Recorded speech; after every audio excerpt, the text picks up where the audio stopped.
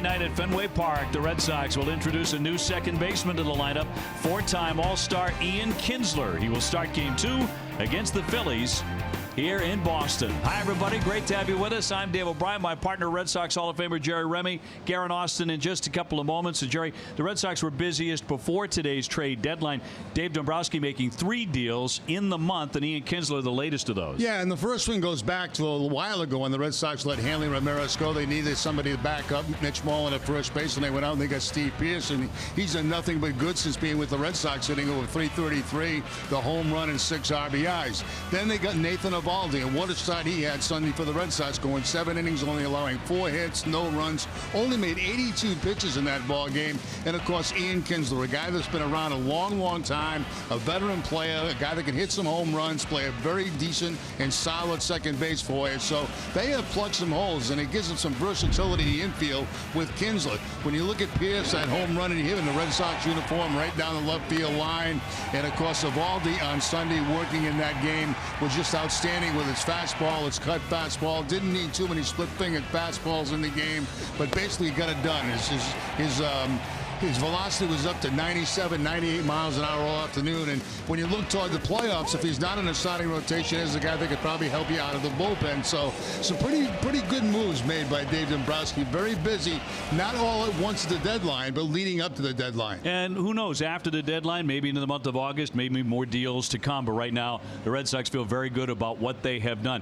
Not all good news today at Fenway Park, of course, because Chris Sale, this was a big surprise, has gone on the 10-day disabled list. And when we return, Garen Austin will have more details on that. As I mentioned, very surprising move here this afternoon.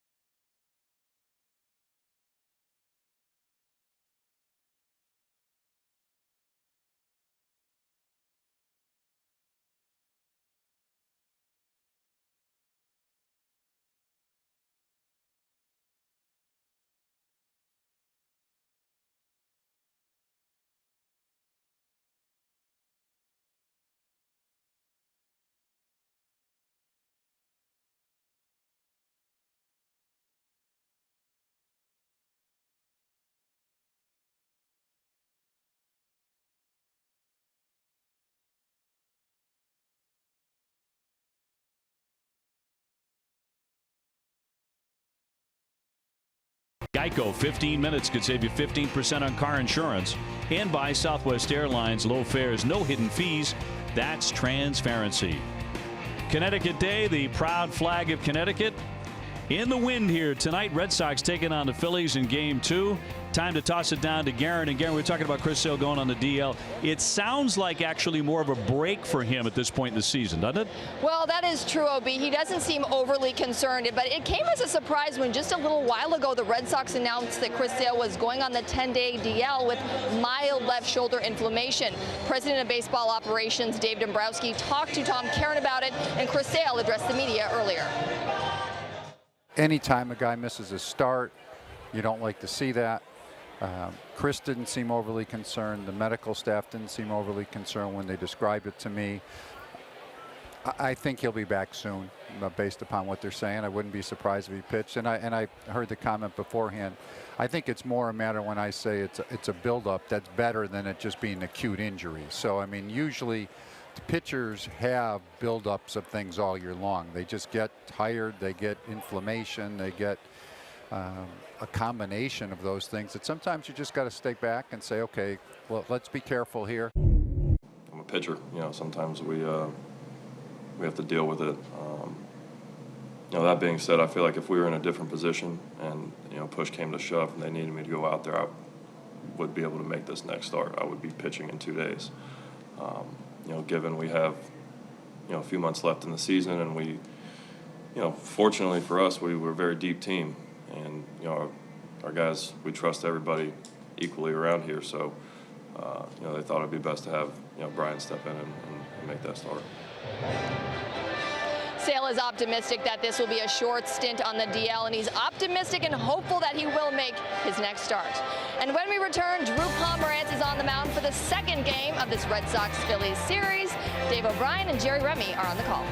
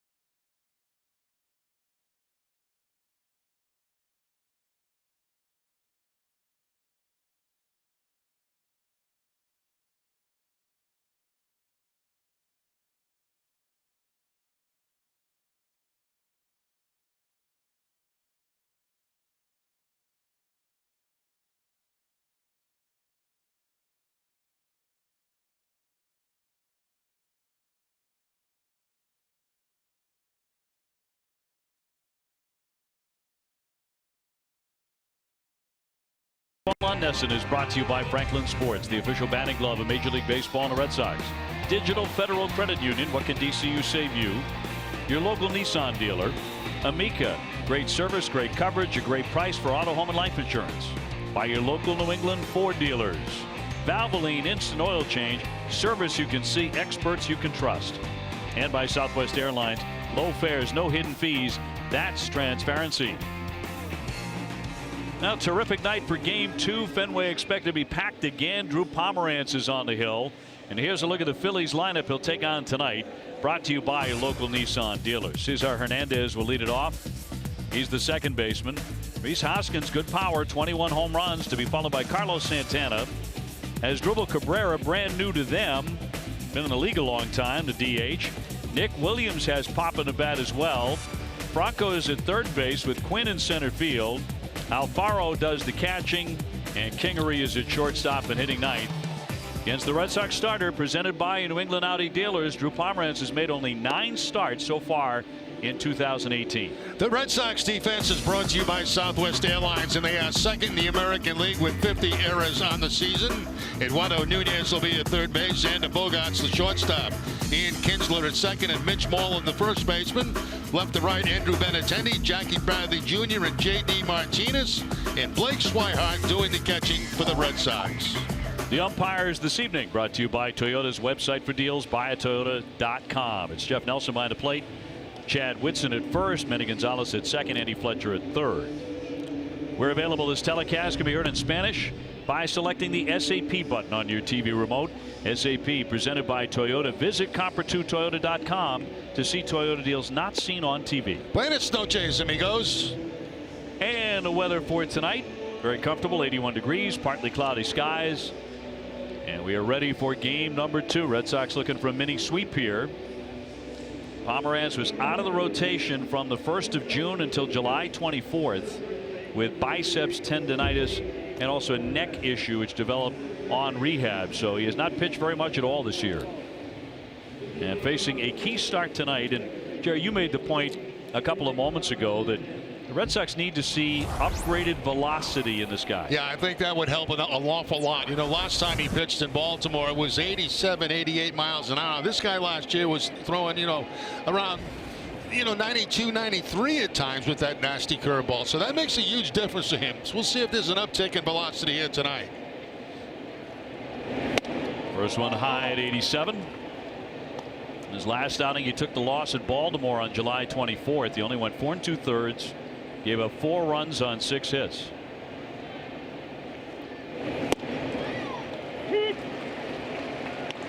Hernandez, a .268 hitter with 8 homers and really one of the better bunters in the National League.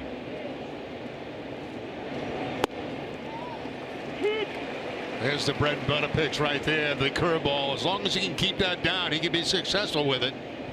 Hung a couple of last time out against the Baltimore Orioles that were hit for home runs, but that had good rotation on it. Well, the Angels, Ian Kinsler's former team, were down at Tampa Bay taking on the Rays, so the flight wasn't too bad for him. Could have been a lot worse. Yeah, got here in plenty of time. And in at second base, and he is an outstanding defensive second baseman. Gold Glover.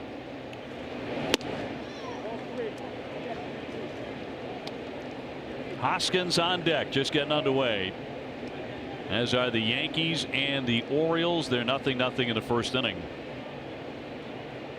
2-2 and foul back. 3-2 pitch.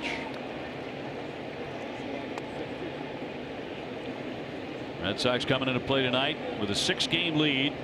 They gained a half a game with the dramatic 13-inning victory last night. Jerry, you know which ones to miss. It took 4 hours and 3 minutes. And a payoff pitch rattled to Bogarts on a friendly bounce and cuts him down. 1 away. Good to have you back. Good to be back. And you and Dennis Eckersley will be joining me in the booth Thursday, Friday, Saturday for a 3-man show. Yeah, we're going to have a good weekend. It's going to be a lot of fun. Without Chris Sale, however, that one snuck up on everybody. Yeah, a little bit of a surprise today here at the ballpark when they announced that Sale will be going on the 10-day DL. It doesn't seem to be anything very serious at all, just being very, very cautious, especially at this time of the season with Sale. Makes a lot of sense. Dave Dombrowski said it was more of a cumulative thing. In other words, it wasn't an injury that happened by falling or something like that.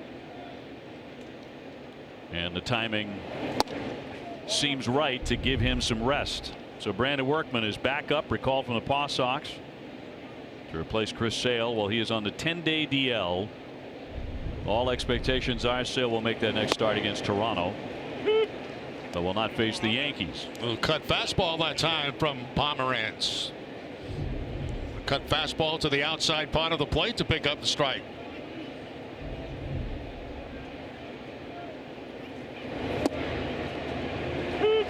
Oh, that would be a pleasant thing if you got that pitch all night long. I think it would be for anybody. Yeah. Maybe a big play courtesy of Jeff Nelson tonight. 1-2. And he wouldn't bite on the curveball. Swihart's going to get beat up again back there tonight. He catch Pomeranz. You get a lot of those curveballs that end up down in the dirt, and they come up and they hit you somewhere. And that time it was right out the chest protector. Boy, when he has command of it, it's such a good pitch. That knuckle curve.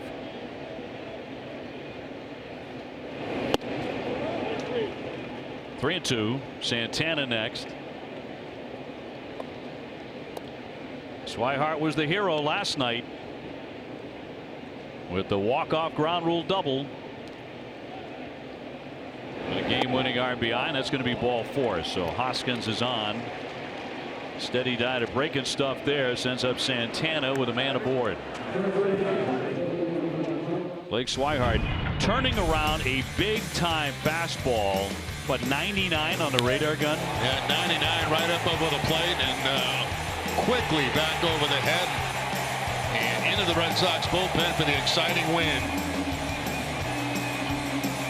And great stuff for Blake Swihart. Remember all the questions about Blake Swihart and being on the roster and why the Red Sox were carrying 3 catchers effectively. Now he's in 10 in a row and just won a ball game with that line shot. So it's funny how that conversation gets spun on its head. Now, you know, the more you play, obviously, the more comfortable you get. We all know Swihart can hit. Now he's getting an opportunity to catch more. And play some third base. Yeah, get some at bats. Santana hitting just .211, but he has hit 16 home runs. And he's driven in 62.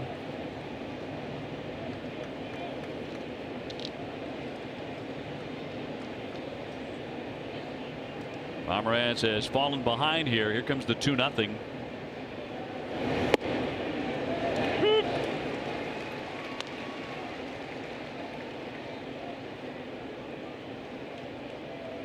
And again, seeing about 88 on the fastball. Santana has taken 81 walks. Always a guy you have to throw strikes to. Rips that one down the line. That's going to get all the way to the monster. Hoskins rounding. He's going to be into third, heading for second. Santana, here's the throw, and cut him down. Benintendi on the money. Hoskins safely into third base. Santana is out. What a wise throw by Benintendi. You know, he has no idea, no chance of getting anybody at third base. So what does he do? He goes to second base. Santana with the head first slide, and it looks like Kinsler has the tag on before the hand gets to the bag. We'll take another look. Yeah, as he's reaching around, looks like he get the tag on.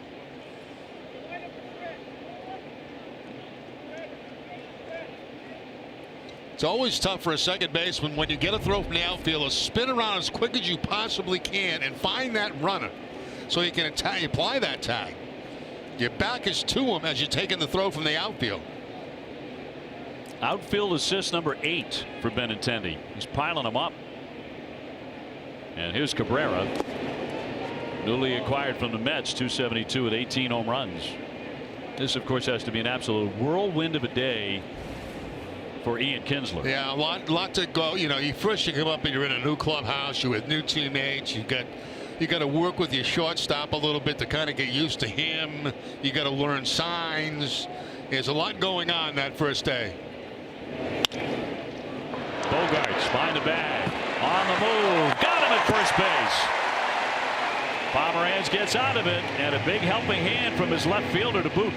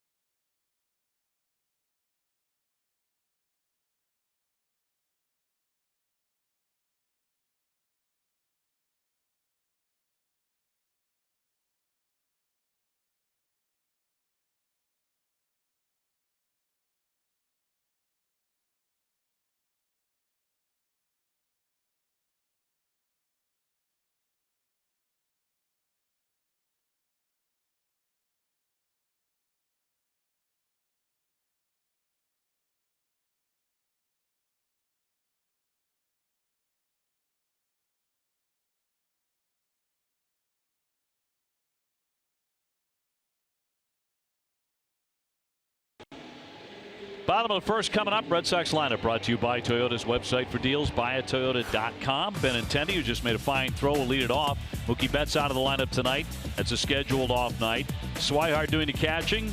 Then Moreland, Martinez, and Bogarts. Then you get to Ian Kinsler batting out of the 6th spot tonight. He has 13 home runs. Nunez at third. Brock Holt, the designated hitter. Jackie Bradley in center field.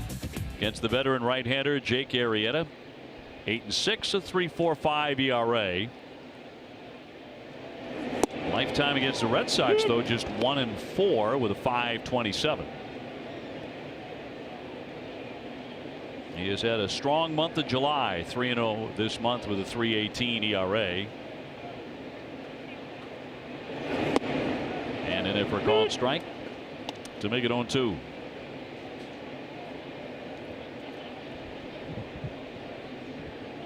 Benintendi 0 for 5 last night. He was not alone. There weren't many hits in the game, of course. And now he tags one up the middle for a base hit. Well, let's take a look at the Phillies defense. They're not a very good defensive club. They're 14th in the National League with 79 errors on the season. Mikel Franco at third base, Scott Kingery at shortstop, Cesar Hernandez at second, and Carlos Santana the first baseman. Rhys Hoskins in left, Ramon Quinn in center, and Nick Williams in right, and Jorge Alfaro doing the catching. Swihart batting out of 2-hole tonight, 234 with a home run. But still floating after last night's win, and he has a 10-game hitting streak. Hit that walk-off double in the bottom of the 13th, marking his first career walk-off RBI.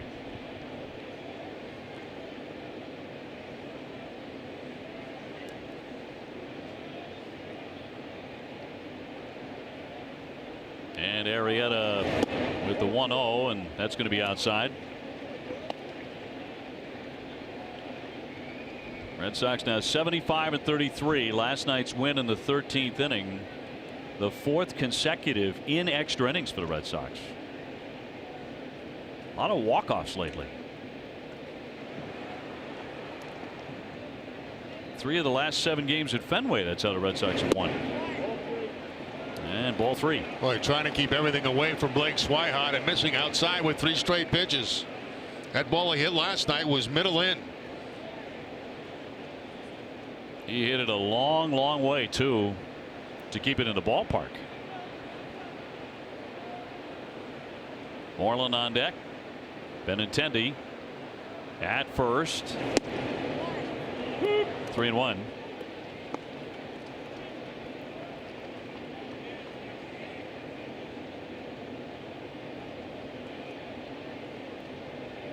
Red Sox 42 games over 500 for the first time since 1946. That team won 104 games.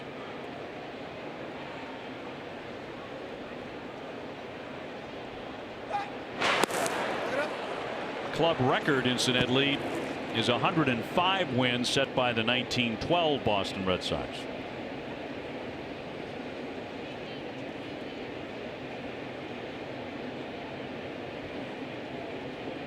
So a good count for Swihart here with Moreland next. Runner goes and popped it up down the left field line. Hoskins moving over near the stands and room to make the play in fair ground. Back to first, Benintendi with one away. Nesson's Backyard Ballpark Contest is back. If you think your backyard is a league of its own, upload a short video of your backyard ballpark to NESN.com/ballparks and we will pick a winner. If yours comes out on top, Dave and I will host a private party for your family and friends at your home field. Nesson's Backyard Ballpark Contest is presented in part by Lighthouse Construction.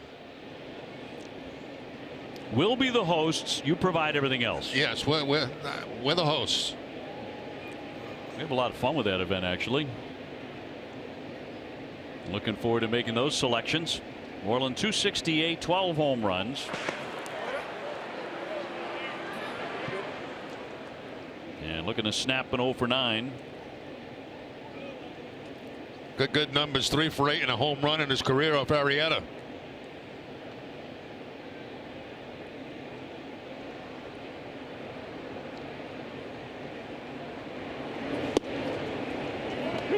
89 right on the edge of the plate. Looks like it will be consistently a rather large plate tonight. Goes to the slider to the outside part of the plate this time and picks up the corner. Good pitch. Staying away from Moreland. Arrieta gets a lot of double plays. He has 19 ground ball double plays. Tied for the most among National League starting pitchers. The runner goes. It's a strike. Here's the toss down. The tag. He's safe.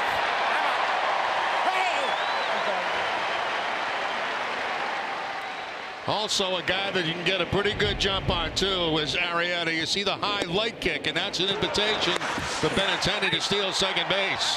Head first slide, the hand in, then the tag, and keeps contact with the bag. Doesn't pull a hand off the bag. The running Red Sox. You know, Kinsler showed up today. Alex Cora was talking to him, and Kinsler said, "Are we running?"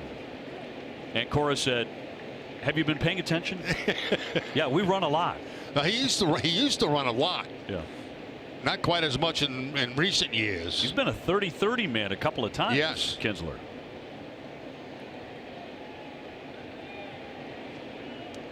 So 2 strikes here on Moreland. With a man in scoring position, and down he goes hacking on the breaking ball. That struck him out.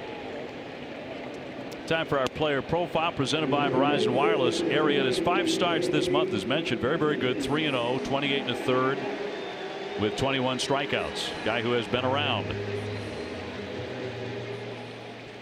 and did some great things with the Cubs, including winning a Cy Young. JD 322, 32 home runs. He's driven in 89.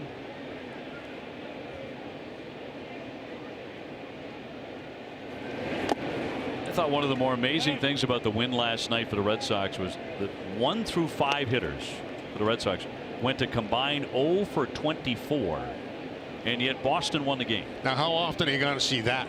I don't know if I'll ever see that again. Probably not the rest of the year. That was remarkable.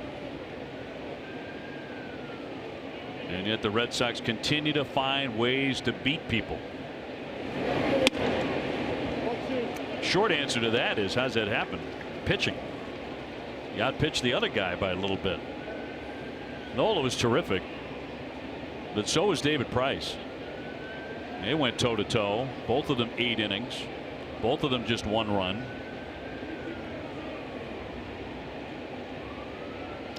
(2-0).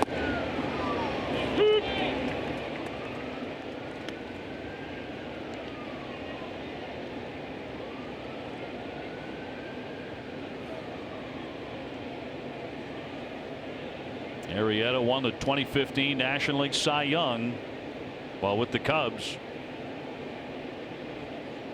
He has tossed a pair of no-hitters in his career. He's been a top-end hurler.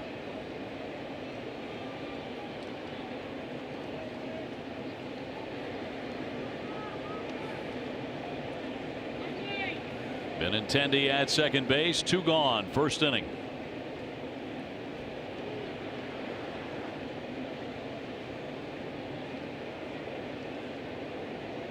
And Arrieta very deliberate with men on base. Skips away. That's going to advance the runner. Benintendi will trot down to third on the wild pitch.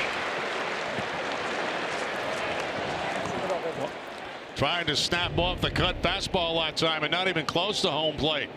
Tried to backhand it to Alfaro behind the plate, and it gets by him, and Benintendi moves to third base. That was a tough one. Backhand and right off the top of the knee.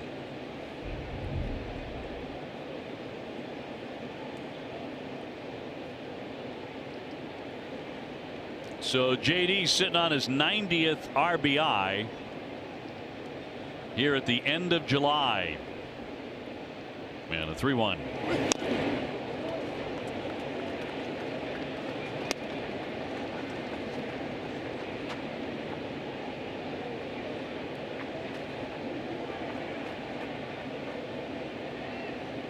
Is it hard for you to believe? It is for me that tomorrow is August 1st. August 1st, and it's an off day. August 2nd begins the series with the Yankees. Yeah. It's Strange to have a Wednesday off.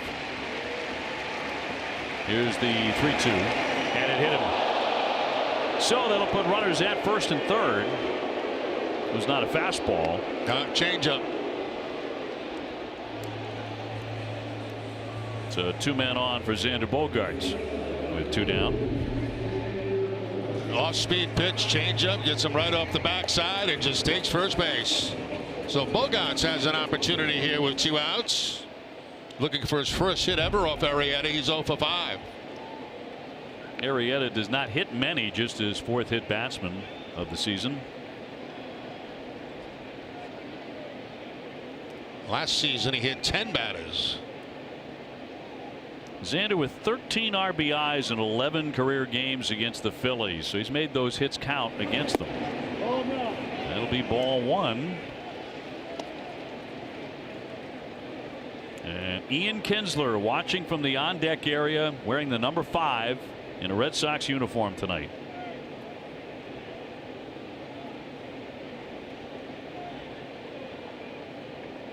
And may get an opportunity to do some damage right away.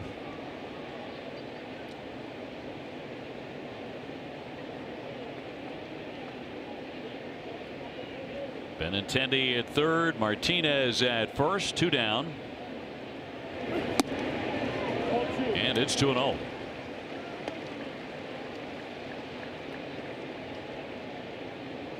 Xander unable to get into the hit column last night as he went 0 for 5.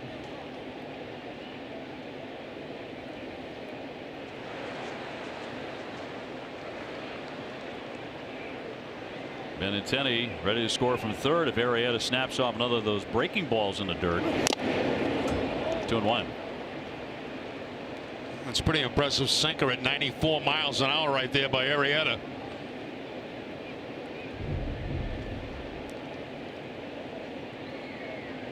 That one really didn't sink as much as he'd like, but still an effective pitch. It was fouled off by Bogaerts.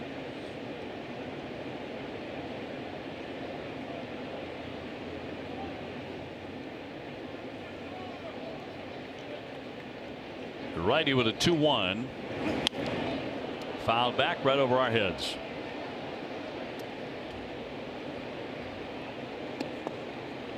Xander has joined Ted Williams, Carl Yastrzemski as the only Red Sox hitters with 4 30 double seasons before turning 26.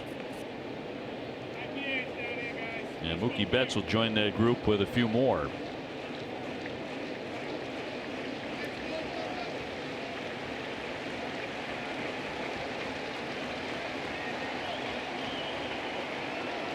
Crowd would like a hit here right away. Here comes the 2-2. Runner at first taken off outside. Here's the throw. Runner breaking to the plate now. Play at home, and the tag gets him. Benintendi cut down. Red Sox trying to fool him, but the Phillies reacted appropriately and cut down Benintendi, so no score after 1.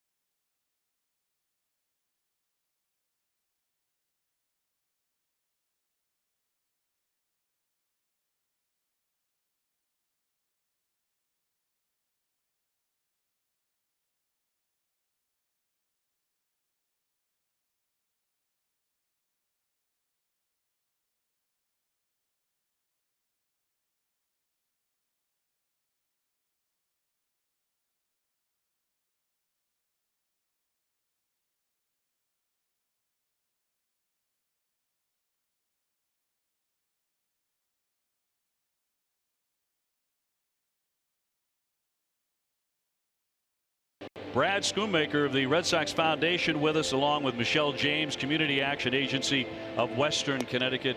Welcome to you both. Michelle, congratulations to you. Thank you very much. Brad, tell us a little bit about the Impact Awards, why this is such a great night. Sure. The Impact Awards are really a great opportunity for all of Red Sox Nation to get involved. Fans across New England, and in this case Connecticut, have the opportunity to vote for their favorite nonprofit. And it's simple. the nonprofit with the most votes wins the Impact Award. And tonight I'm incredibly proud to give this award to my home state, to Michelle and the Community Action Agency of Western Connecticut. Thank you. Tell us a little bit about what you do, Michelle, and congratulations. Thank you. We are a community action agency. We're an anti-poverty agency in Western Connecticut. We help over 20,000 people a year. We've been around for about 53 years, and our goal is to help low-income people become self-sufficient. So we have many programs that do that. I make sure that when we hire staff that they are as diverse as my community, so my staff represents the community that we serve. So we're very, very proud of that. How was it being down in the field tonight, by the way? It was great. It was great being on the field. It was great accepting the award for $10,000 as well. Yes. Goes a long way. Congratulations. Yes. And a great night for you and the state of Connecticut as well. Brad, thanks for dropping by. Thank you. Thank you very much. Great night for Connecticut. Michelle, thank you. Nick Williams to lead things off here. No score. Red Sox had an opportunity, but a caught stealing at home plate of Andrew Benintendi, and that erased that opportunity. Williams hitting .261 with 14 home runs. One of the emerging stars for the Phils. Franco will follow. Pomeranz with a walk and a single allowed in the first inning, but got out of that.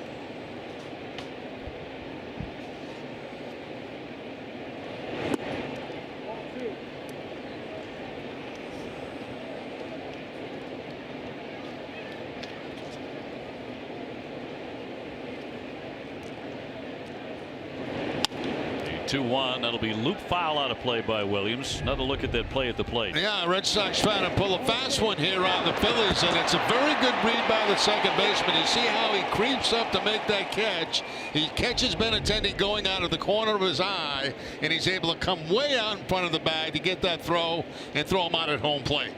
Red Sox trying to force the issue very early in the ballgame. Socked to center field. Bradley back there with room, though, to the warning track. Jackie has it. Williams gone, one away. Is your organization looking for a great way to raise fund, all the while raising funds for your 501c3? Well, the Red Sox have launched a new fundraising program for select games during the rest of the season with the ability to raise up to $10 per ticket. For more information, go to 617-226-6835 or email groupsales@redsox.com. Michael Franco, 274, 17 home runs and 53 driven in. And a hot hitter.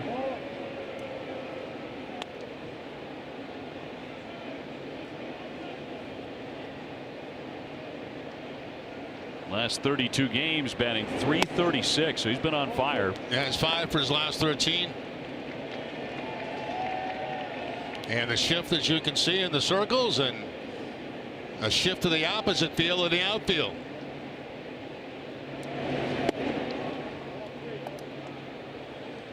Mitch Moreland halfway between first base and second base. Any kind of ground ball to the left side, he's going to hustle to get back to the bag to take that throw.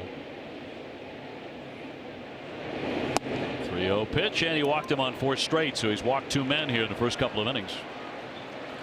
Catch a condensed 2-hour version of this Red Sox game at midnight on Sox and 2. Sox and 2 is brought to you by Cumberland Farms, where you get iced coffee for 99 cents any size, any day. Quinn just a 167 hitter. Franco on after ball 4. Red Sox starting pitchers have been flat getting it done. An ERA the last 12 games of 141. Popped up, maybe a play here. Charging in Moreland certainly does. He's got it. Now number 2. Tomorrow is Winning Wednesday at Plainridge Park Casino. If the Sox win tonight, Plainridge Park Casino donates $777 to the Relay for Life of North Attleboro.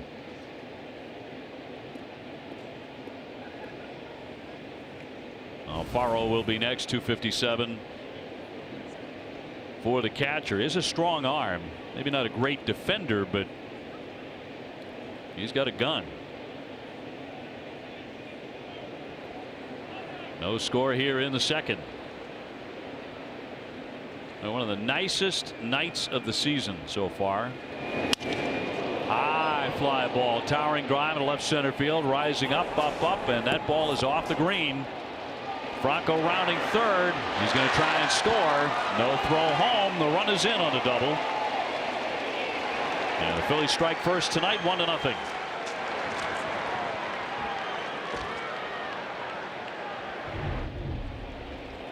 Looks like he gets the fastball right there on the inside part of the plate and just hammers it off that left field wall, very high off the left field wall. And of course, with 2 outs, no problem for that runner to score. He's going on contact, and the throw just comes in back into second base. As you can see, Franco coming across to score the first run of the ball game. So the walk costly for Pomeranz. As the Phillies get on the scoreboard, here's Kingery, the number 9 man.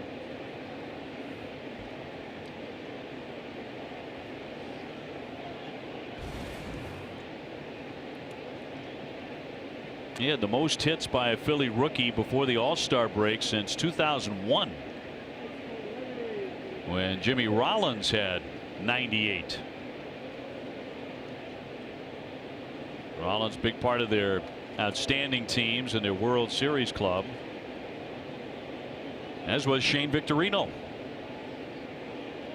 who recently announced his retirement about a month or so ago. I believe he did it sitting at a swimming pool in Maui, which is how we should all announce our retirement. That would be, now that's retirement, right? You betcha. I think I'm just going to retire, and I'm going to stay in Maui. I think he woke up in the morning thinking, I'm going to play a little golf, and then I'm going to have, and then I'm going to go over to the pool. I might retire. I'm not even going to play golf. I'm just going to go over to the pool. I thought he was the most relaxed guy in the world in that beautiful setting. 0-2 on Kingery.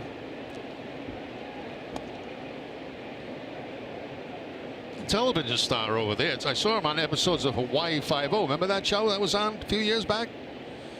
He did a couple of guest spots on it. I think it's still on, isn't it? Hawaii 5-0? One of my favorite shows. I'm not sure if it's still on. It was the old one with I want to say Jack Lord, was it? Oh no, this is the new one. Version. Yeah, I think it's still running. Yeah, it's a good show. Really good show. I saw him do a couple of cameos on that. How was he as an actor? Very good. Yeah, very good. Really? Yeah. If you were sitting at the pool all day and you had, then they call crew call and you go in and do a few lines. Especially if all your scenes are at the pool. Yeah, it's pretty simple. Either the pool or at the beach. Yeah, he looked right at home in his native Hawaii. That'll be outside a ball on Kingery. Yeah, Chris Shane participating in a big way in world championships for both of these franchises. And it was really clutch for the 2013 Red Sox. He had huge hits all season and into postseason play. That one ripped but foul, hit very sharply. 1-2. I would say even more than the offense, though, and his walk-up song, the Bob Marley tune, which everybody loved, Three Little Birds. I would say his defense was the thing that I'll remember the most. Yeah, very strong defensive player his whole career. Center fielder at one point, moved to right field. Played the heck out of right field at Fenway. That is no small task. Fouled away on the check.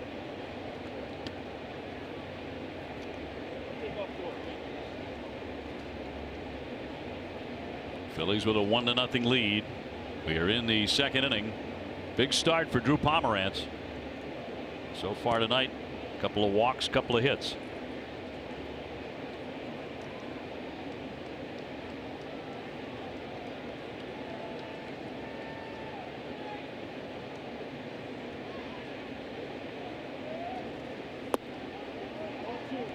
Two and two.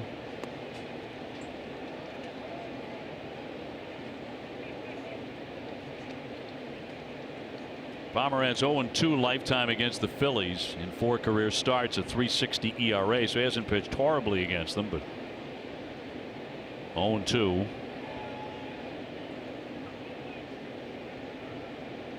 You see that velocity has been down this year.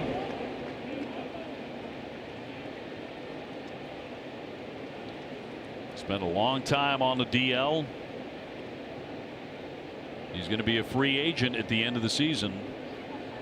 So you know he would love to get on a run similar to last year in the second half. And that's what the Red Sox are hoping for. They're really hoping he can get on that type of run.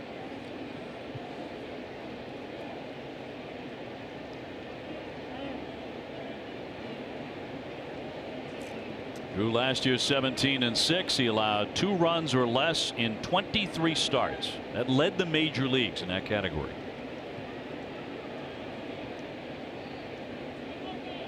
He says he has to Swihart, runner at second. And a run in. And foul tip to the mitt. He got him in the end, but a run does score to make it 1-0.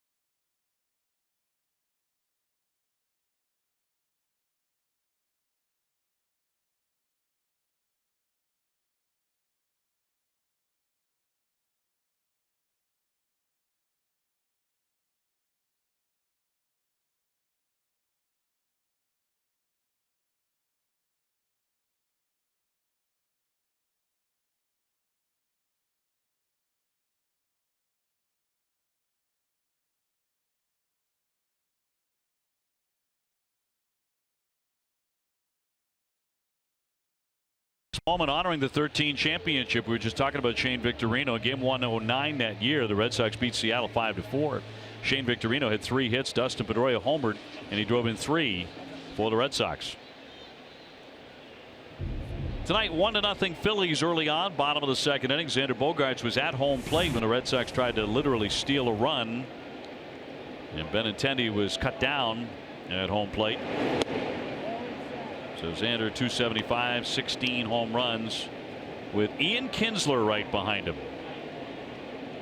Just acquired from the Angels for a pair of minor league relief pitchers.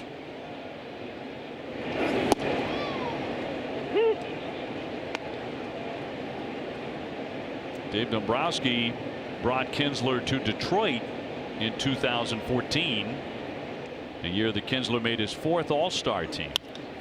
And a line drive base hit into right center toward the alley. Quinn trying to cut it. Xander taking off now. Here's the throw off target. He dives into second base. A pure hustle double. Yeah, and a very bad throw out there in the outfield too. Bogaerts looked like he slowed up and then decided to go to second base and had no problem because the throw was way off target. There's a breaking ball right there, and Bogaerts does a perfect job going with it. Kind of makes that double steal look bad right now, doesn't it, when Bogaerts picks up a base hit? Oh yeah.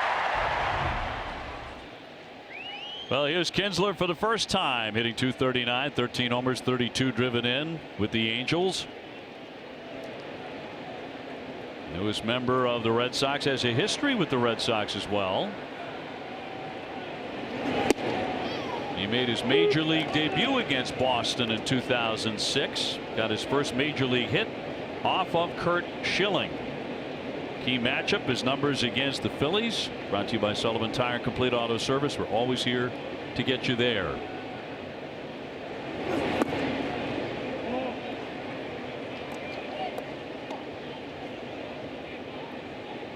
Been a leadoff man for the most part in his career. Yeah, a guy that can strike quickly with a home run. Also steal a base when he got on first base. Spent the first 8 years of his 13-year career with Texas. He's bunting, but he drops it foul. 1-2. Bunting for a base hit right there, not trying to sacrifice in advance of running. He was trying to drop that ball down the third base line. They had the third baseman back deep. You can see that back foot go back. He's trying to bunt for a base hit.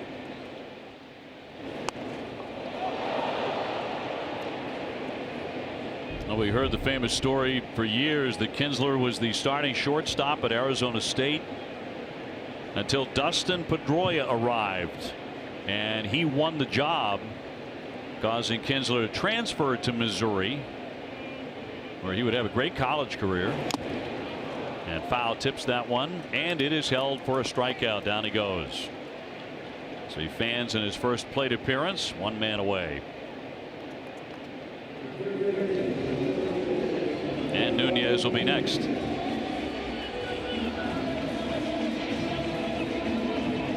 Eduardo at 261 with 6 home runs.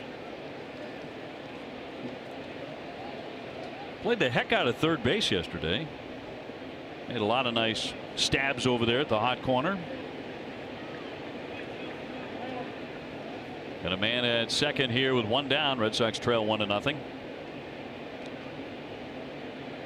And he's heating up with the bat. He has a 4-game hitting streak, and he's 8 for 16.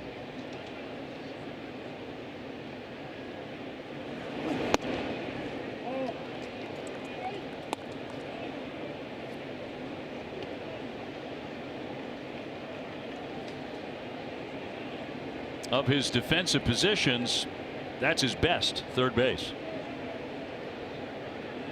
Yeah, I think that's where he's the most comfortable, without question. That one gets underneath on the swing and the miss, but tough to see for Bogarts there, and he has to hang at second. Yeah, that's a very hard one for a runner at second base to see. When it gets behind the catcher, you can't see just exactly how far it got. And if you don't know, play it safe because you're already in scoring position at second base.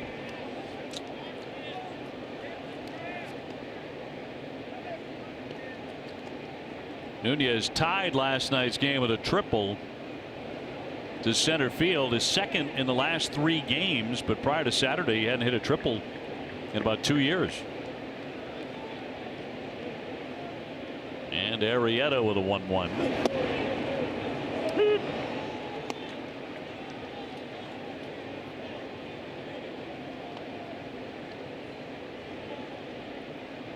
Brock Holt, the designated hitter tonight, is on deck.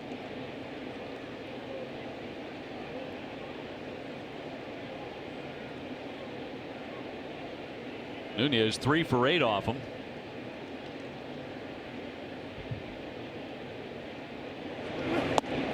And that'll be in there for strike 3 at 94.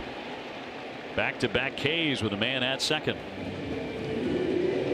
Tonight after Red Sox coverage on NESN Sports Today. Get the latest on Patriots training camp. NESN Sports Today is presented by People's United Bank, where the technology is as helpful as the people.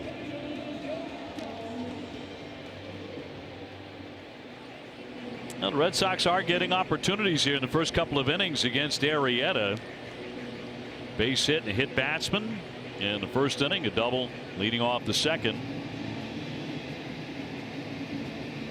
Brock Holt coming off a 2 for 4 with 2 doubles last night. So leaves Brock at 279 with a home run. When Dave Dombrowski was talking about the move to acquire Kinsler, who's going to play second base every day, he also mentioned Brock Holt getting back to that sort of super utility role that he does so well. The Red Sox really want him to be that guy. off the bench. Dave's been very active, but 3 trades all made before the trade deadline.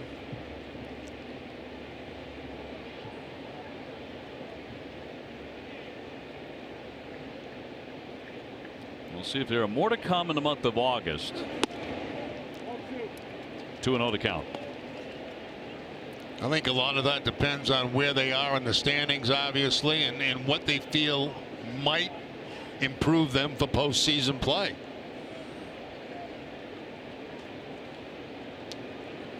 Boy, I'll tell you what, I really didn't read anybody guessing that Ian Kinsler was coming to the Red Sox. I didn't read where anybody that went anywhere was going where they were going. How's that one? I don't know what that means, but I know it. I know it. You know what I'm saying? Yeah. Most of the time when you hear about trade talks to go to a certain ball club, it doesn't happen. And it's the ones you don't hear about that happen. I mean, nobody expected Evaldi to come here. No. Kinsler to come here. Didn't read that anywhere. I kept reading about Adrian Beltre in there for a strike, and perhaps, you know, that went down a road, but Kinsler is going to be a far more impactful player, you would think, given his age and the position that he'll play for the Red Sox. Beltre, of course, a great player, but a third baseman, the Red Sox already have one of those. Shot out to right center field toward the alley. Williams took a weird route to it, but Quinn got to it. And he puts it away, so nothing comes of the leadoff double. 1-0 Philadelphia.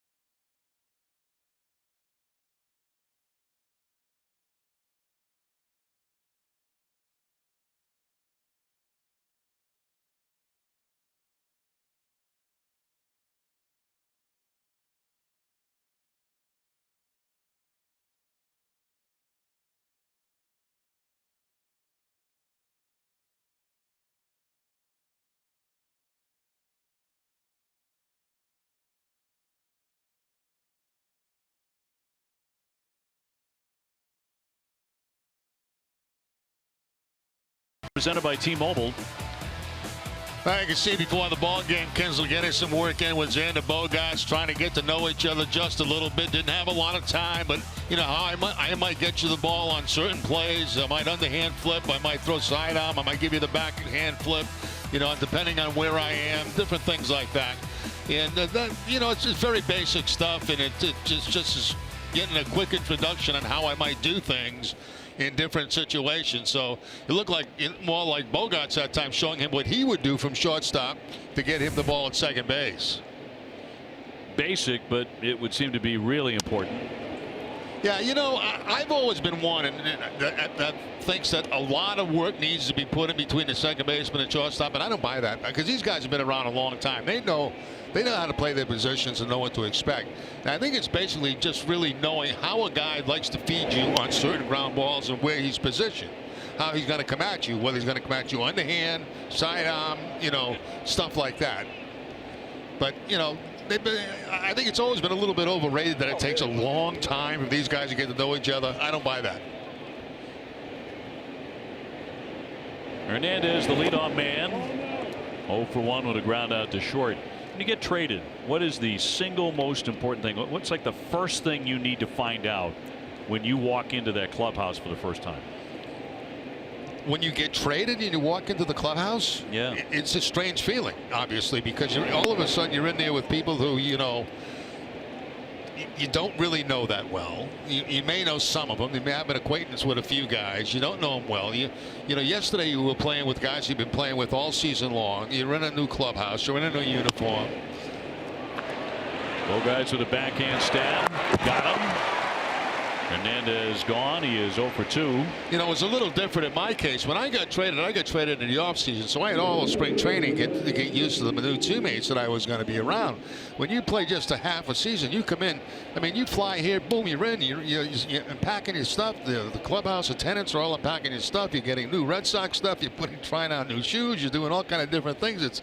It's crazy. It's like, you know, you almost need like that day or two to just kind of chill, and I think it's probably a good thing he's got tomorrow off, where he can, you know, just kind of concentrate on his new surroundings and like finding a place to live. Yeah, exactly. Like, you know, tonight's probably a hotel. Rhys Hoskins walked in the first inning. Phillies in front 1-0 here in the third.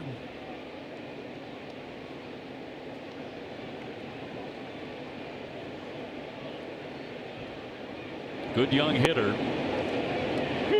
with power. Got to build around here.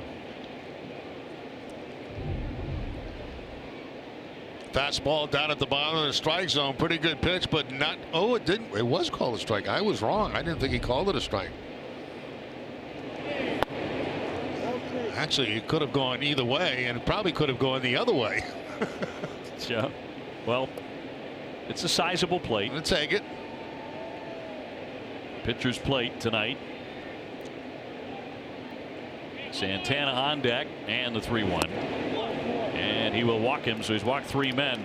Let's get down to Guerin. Jerry Ian Kinsler said the past 24 hours have been a lot to wrap your head around. How he found out he'd been traded to the Red Sox late last night, flew up from Tampa this morning, and was in the clubhouse and in the lineup this afternoon. He said he's extremely excited to join this club, and he loves playing at Fenway Park. And he also talked about the intensity of this fan base and how he's ready to contribute in any way that he can. He also mentioned that he's just excited to be reunited with his former teammates from Detroit, as well as Mitch Moreland. And guys, this news actually broke while we were interviewing David Price in his post-game media session, and Price said that Kinsler is one of the best teammates he's ever had. And Alex Cora and Dave Dombrowski said that with Kinsler, they're a much stronger team moving forward. Guys. Well, just last season, Kinsler was a Gold Glove finalist with Dustin Pedroia and Brian Dozier. Dozier won the award, although Kinsler had a superior ultimate zone rating by a wide margin, and better in runs saved by a pretty wide margin as well. Otherwise, he would have won his second Gold Glove. Now, offensively, he's had a down season to this point, but he's been very, very good with that glove. One thing that'd be interesting to me is see who gives the signals here, the veteran Kinsler or Bogarts. Now, Bogarts knows the Red Sox pitching staff better on the coverage at second base. Santana base hit first time up. Tried to make it a double, and Benintendi gunned him down at second.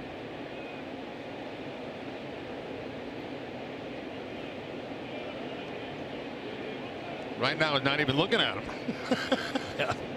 1-2. Foul tipped into the mitt. 92 miles per hour. It's a promising sign. Yeah, that's a good sign right there. Get that fastball up about 92. Makes a big, big difference. You can throw it by somebody. And that time he did. Good, right by Santana. Up Foul tip right into the glove of Swihart. Amica Insurance, great service, great coverage, and a great price for auto, home, and life insurance. Let's see if they actually got to that part about who's covering second base. That's interesting. I would imagine Kinsler would be doing it right here with the right-handed hitter coming to the plate, and Bogart's playing the pull. As Drupal Cabrera has grounded a short.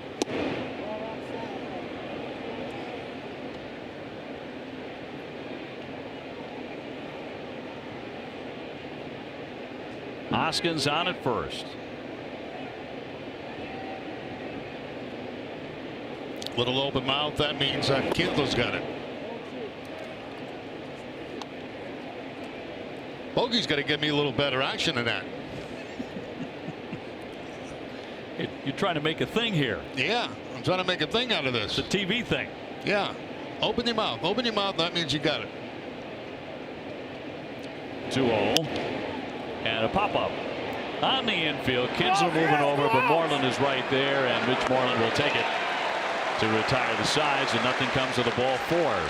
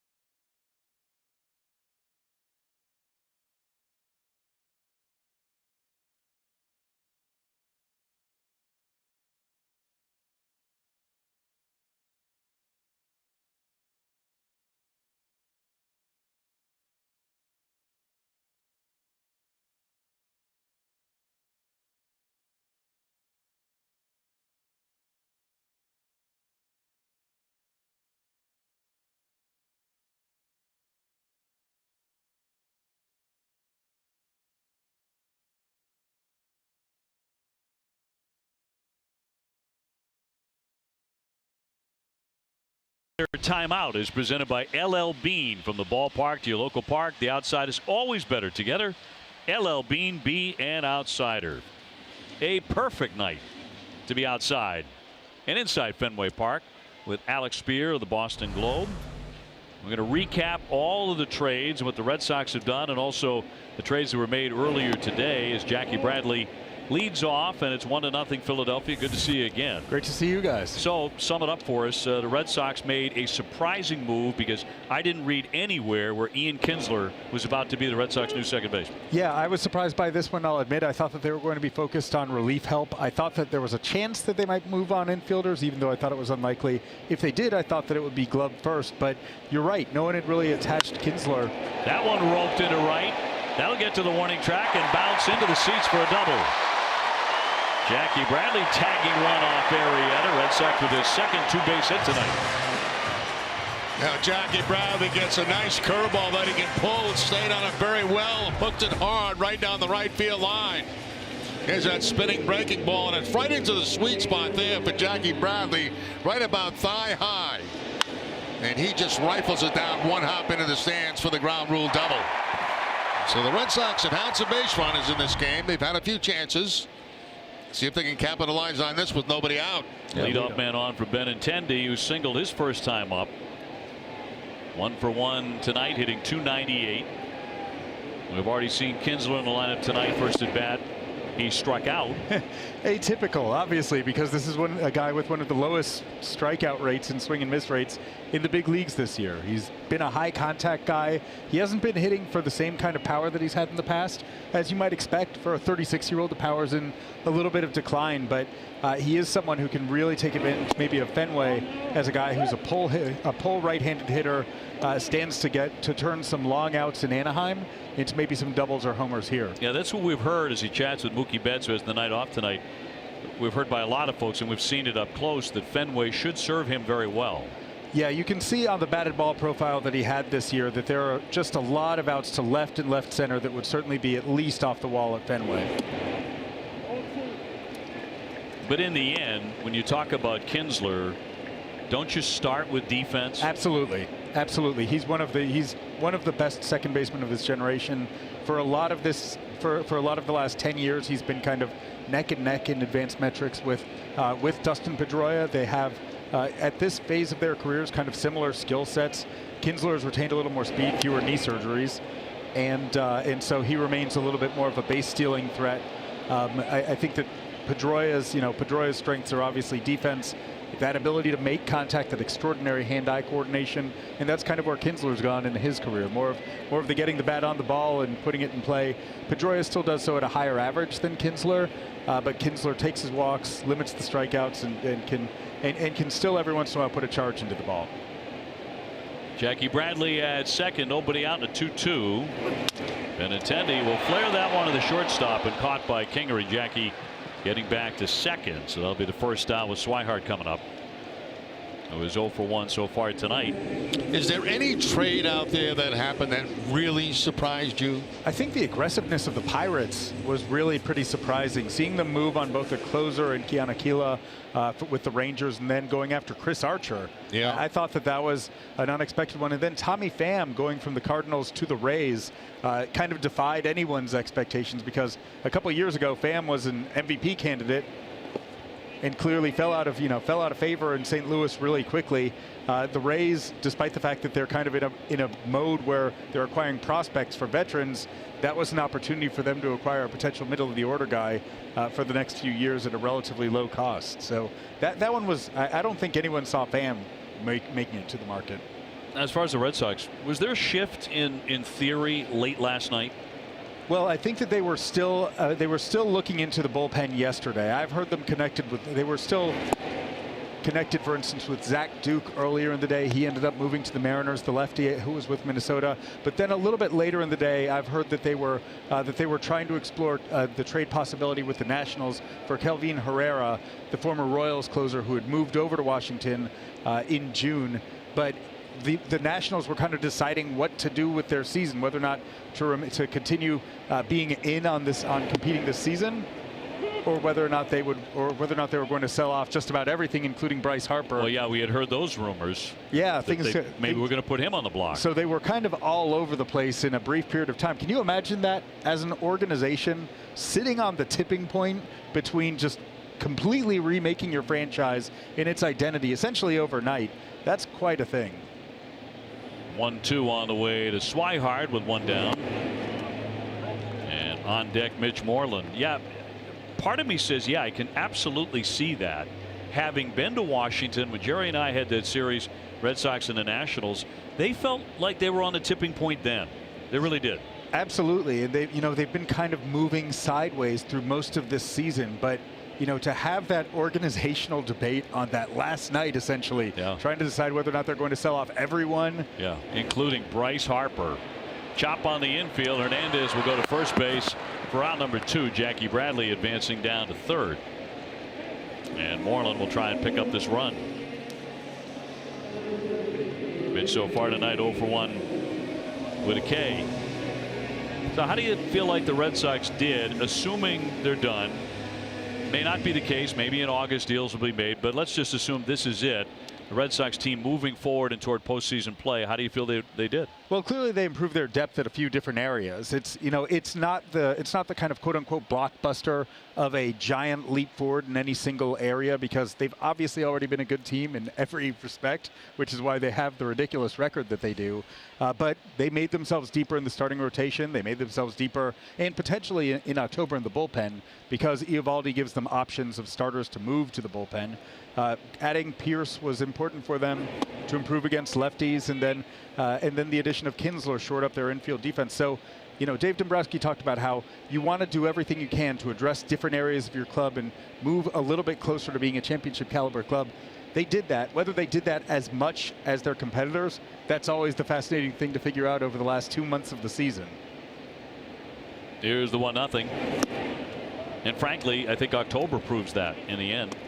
That's right. That's the ultimate judgment time. Whether you get to October or then what you do in it. But we should recall that a lot of times throughout the years, it hasn't been the big name move that ends up being the critical one in October. It ends up being a kind of complimentary move.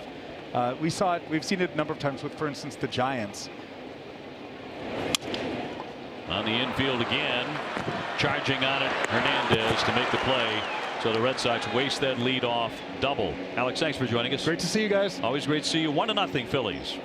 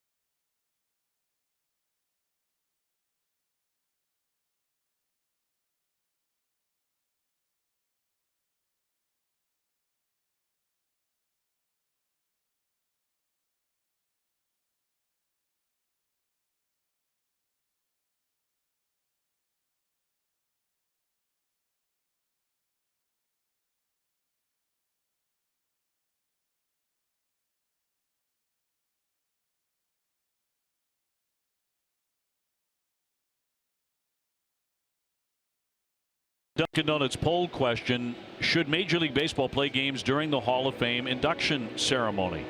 Text 1 for yes, 2 for no.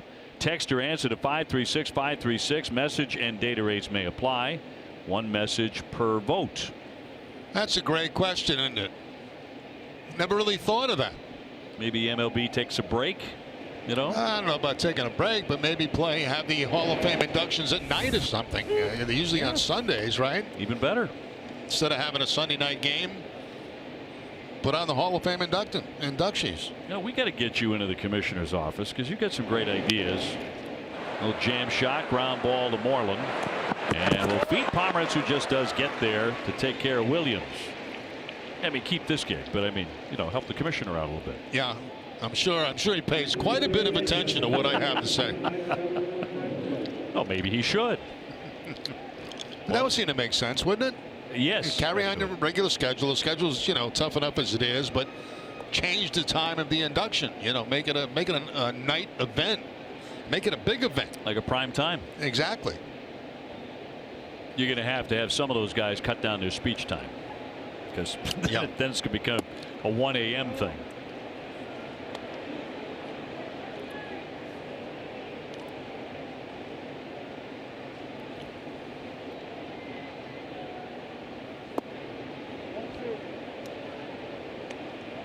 Franco walked and scored their only run in the second inning when a kid Newcomb, the Massachusetts kid for Atlanta for the Braves, Sean Newcomb, when he was going for that no-hitter, he lost it. What, the ninth inning? When he was going for that, that was during the induction ceremonies the other day. Yeah.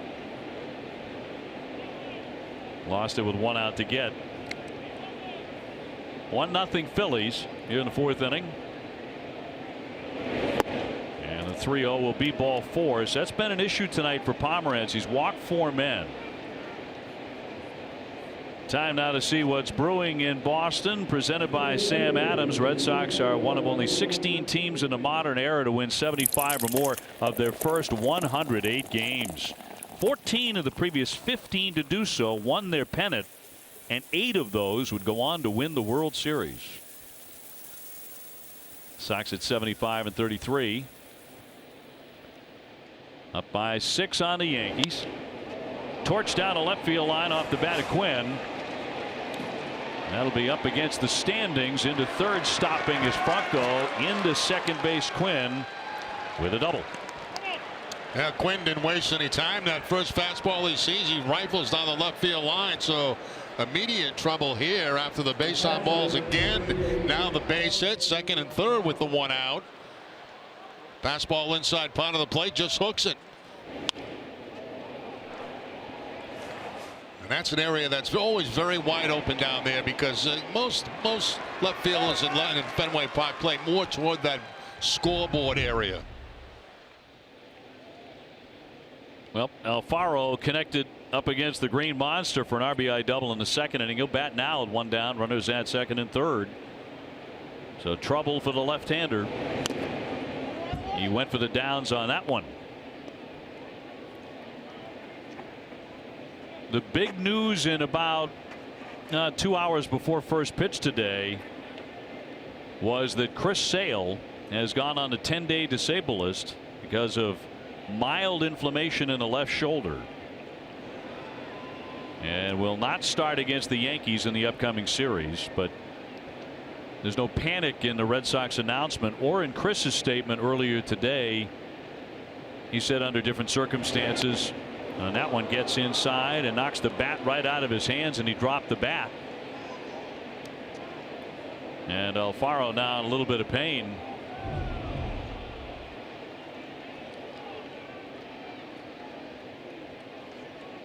I don't know if it got his fingers or it got the knob of the bat. Looked like the knob of the bat. See that quite often too. And when it gets the knob of the bat, it gets the fingers.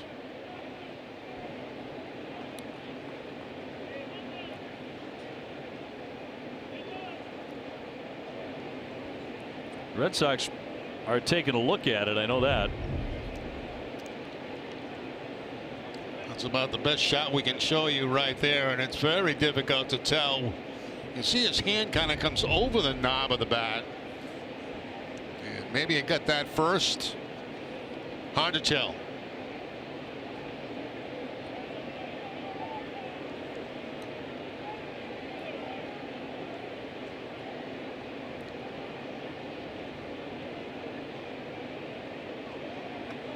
Well, they are going to give him first base here, so a hit batsman, and that is going to load up the bases. So the Phillies with a man at every base in front of the 9-man Kingery, who whiffed his first time up. And big time trouble now for Drew Pomeranz. He's walked at least 1 man in every inning.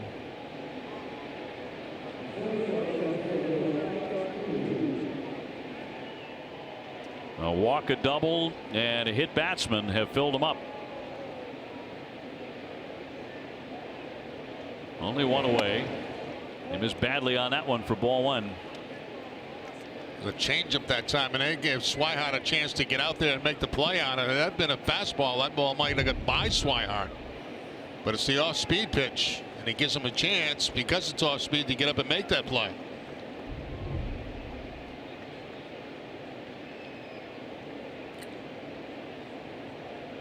Man, does he need a ground ball right at somebody. or a couple of strikeouts back to back here.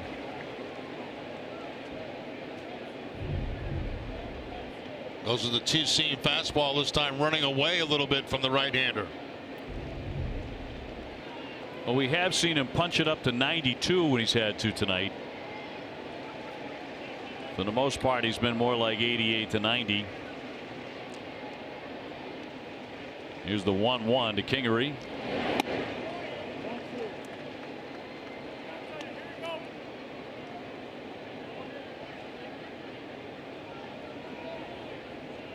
Well, without question, the biggest start of the year for Drew Pomeranz, and they're all filled up.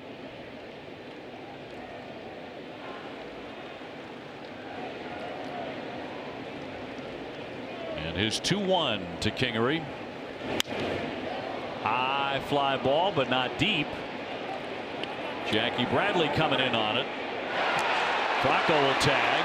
Here's the throw. Here's the tag, and he's going to get in there standing up. So the run scores to make it 2-0. Yeah, the ball just sailed up that third base line, and you could see Swihart hold back for as long as possible to make the catch and try to get back and tag. Bradley doing a great job getting himself in a position to throw right here, but the throw's going to sail on him. You can see it right there. And Swihart comes back, dives for the tag, but can't quite make it.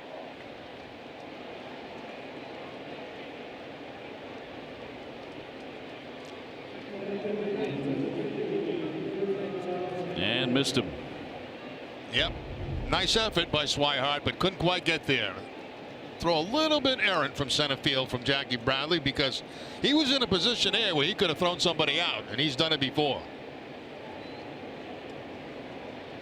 The other runners staying put at first and second.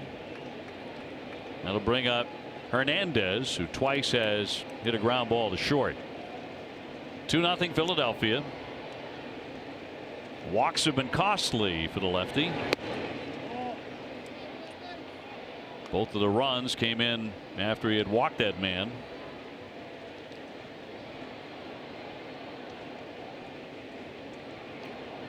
He's thrown 70 pitches.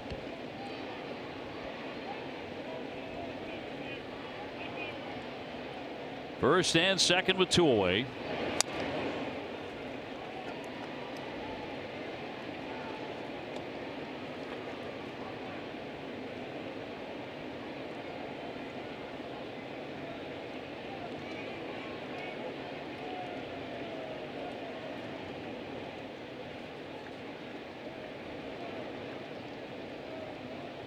Now Pomeranz attempting to escape the 4th inning with only the 1 run against him in this frame. He missed away. Yankees up 2-0 on Baltimore there in the 3rd inning. And as bad as the Orioles have been, and they are 42 games out, this is a depleted Oriole team. They dealt scope today to Milwaukee. High fly, center, deep. Bradley back and turning now, and he's there to make the catch right on the edge of the warning track. A run does score. 2-0 Phillies.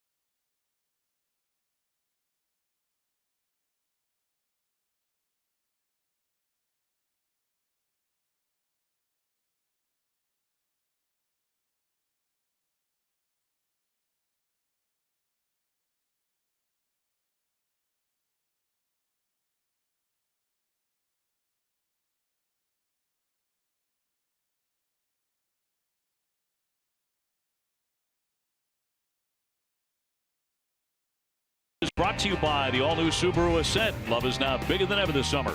William Ravis Real Estate, the official realtor of the Red Sox. Sullivan Tire and Complete Auto Service. And by Southwest Airlines, low fares, no hidden fees. That's transparency. Sherry Remy, Dave O'Brien, and Garen Austin with you. Beautiful night at Fenway, bottom of the 4th inning. So far, not much going on offensively for the Red Sox. They're down 2-0 to Jake Arrieta. And J.D. Martinez to lead off the inning, hit by a pitch on a changeup in the 1st inning. Got him right in the wallet.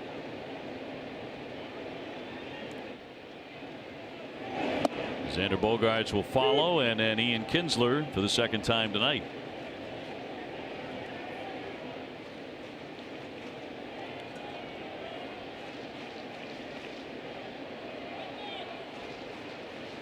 JD with more home runs at home than anybody in the majors with 20. Fly ball, that one headed toward the pesky pole, on the move over, and that ball is foul.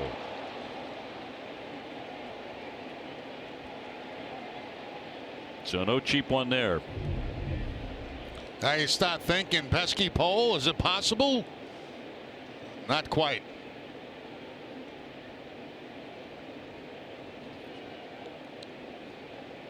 He says, maybe it is. Maybe I got one of those. Nope, not this time.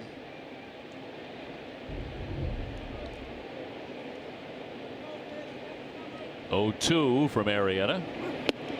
And he puts him away. 93 miles an hour to strike him out looking. Get the latest Bruins off-season news and movement across the NHL on Bruins Summer Face-Off Live with Adam Pellerin and Andy Brickley. Don't miss it Thursday night at 5:30 on NESN. Brought to you by Toyota's website for deals. BuyAToyota.com.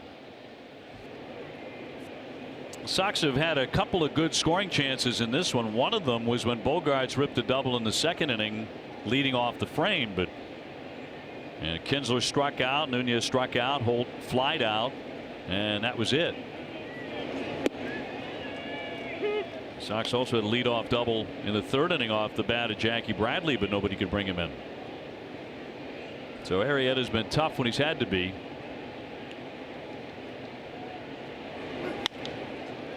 Popped up on the infield. Into the outfield now is Hernandez. 2 up and 2 down.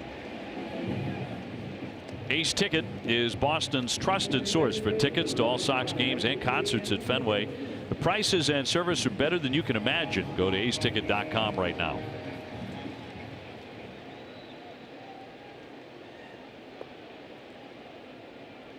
Ian Kinsler 0 for 1 with a strikeout.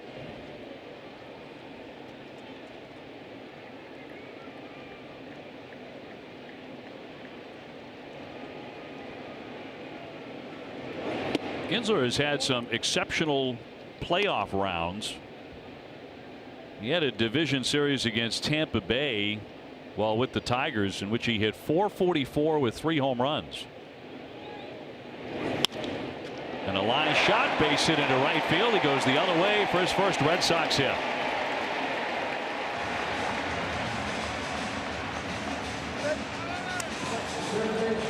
That's something early in his career he almost never did, is go to the opposite field. He was strictly a pull hitter. Now he'll take a pitch that's away like that and slap it to the opposite field for the base hit.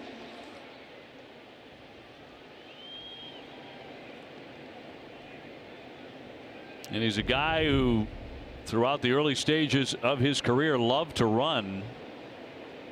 Did as a young kid, too, even though he battled asthma.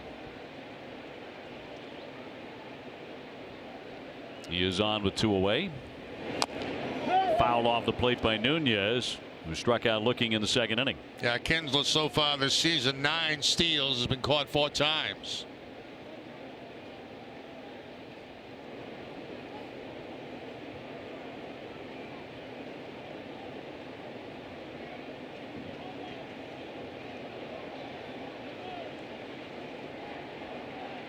Brock Holt would be next, 2 down. Red Sox trailed 2-0.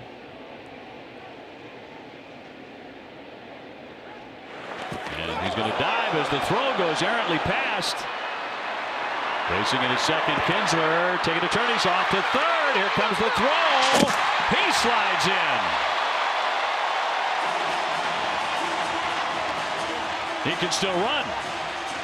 Yeah, good heads-up base running too. You know, not taking for granted he's only going to get one base on the overthrow by the pitcher. He's thinking about going to third. You can see him right there going back, sees where the ball is, gets tangled up with Santana at first base. But by the time Santana gets to it, he's already halfway to third base.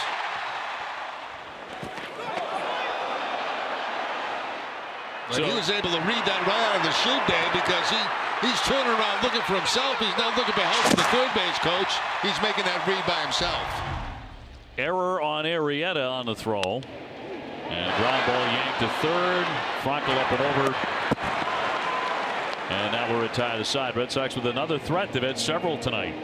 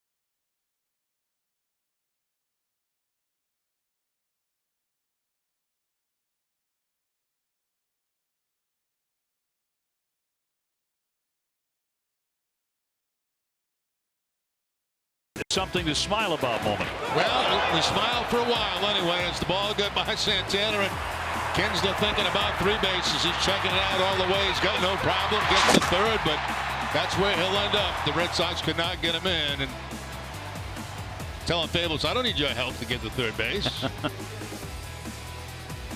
36, still got there in good shape. But the Red Sox are not on the scoreboard yet. Go to the fifth inning. Pomeranz back at it. He's walked this guy twice, Hoskins. He's also walked Franco twice, and he has scored 2 times. So pitch count sitting at 74.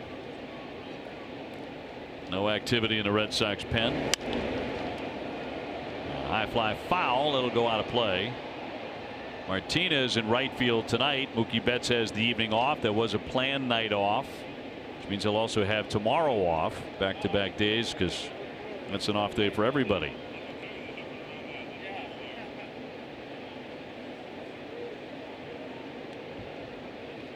And Mookie's been fighting it a little bit too. 6 for his last 29.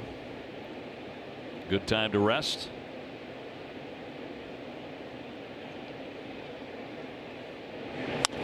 To wrap toward third. The stab by Nunez.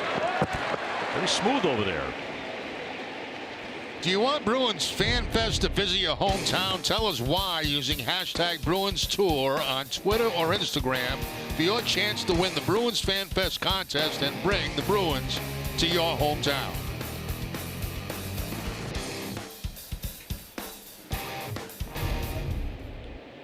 One out for Santana. 1 for 2 with a base hit.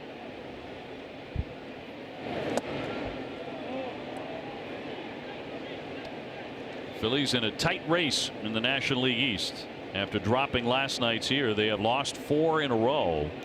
Atlanta has closed to a half a game back. Another team with a lot of good young talent. Yes. I guess 2 surprises, right, in the National League? Yeah, no doubt.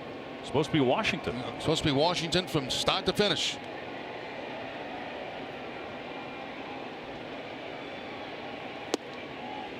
In there for a strike. And Gabe Kapler did a very nice job shaking off some early controversies. One early game, he called for a reliever in the bullpen who hadn't even been warming up. And that didn't look very good. Didn't look good for their whole staff, actually. And there were those in Philadelphia, at least among the media, who were calling for his head even then.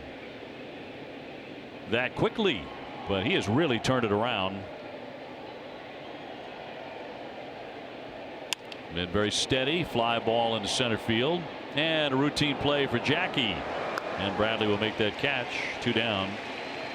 For 4 generations, KM has been locally crafting quality Franks for all Sox fans. Pick up KM Fenway Franks at your grocer today. KM, together we grill.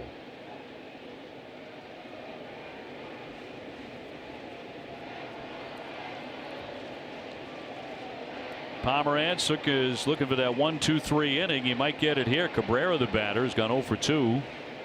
He has grounded to short and popped to first.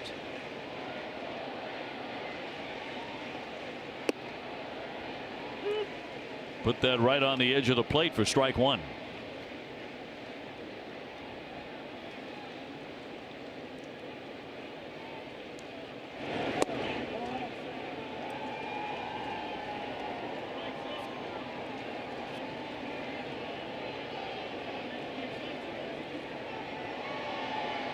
Last year, such a magical season for Drew, winning 17 games. He ranked among American League leaders in wins. Winning percentage, he was 4th. ERA, he was 7th. Had a good strikeout year. As you said, though, he was throwing, 91, 92, 93, even higher than that from time to time last year. We have not seen that Drew Pomerantz this season. Of course, injury's been a part of that with the biceps tendonitis. Out of the rotation from June 1st until the 24th of July. Line shot, base hit. Cabrera on with a 2-out single.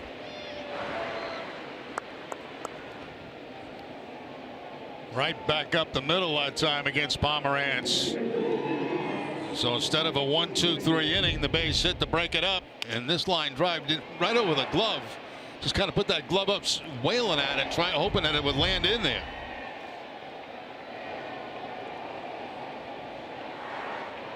Cabrera on. Nick Williams next. He's flied out and grounded out in this one. Phillies ahead 2-0 as they try to split the series. Red Sox will also go there to Philadelphia on the next road trip.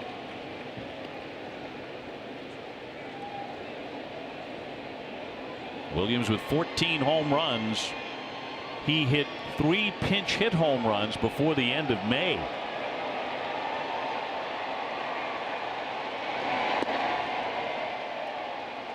So he's been dynamite off the bench.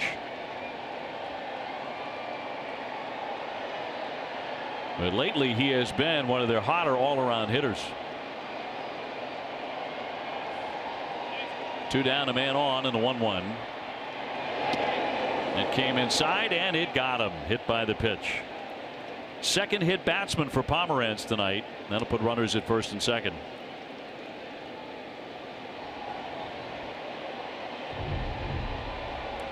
Tries to run that fastball inside, but gets it too far inside and right off the chest of Williams. That'll bring a mild visit from Dana Levangie.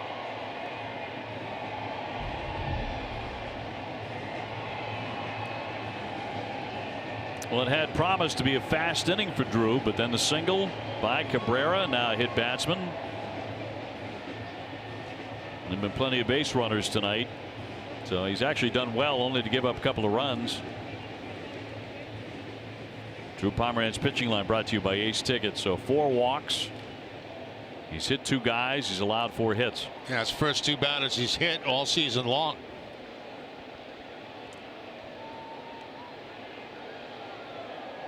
You mentioned Chris Sale will not be pitching against the Yankees because he's gone on the DL with mild shoulder inflammation. He was supposed to go game 1 on Thursday against New York. Instead, left-hander Brian Johnson will pitch against CC Sabathia. Rick Porcello goes on Friday against Severino. Evaldi goes Friday. It's Porcello against Severino. On Saturday, Evaldi against Happ. I think actually they have scratched Happ, haven't they? And Price and Tanaka on Sunday.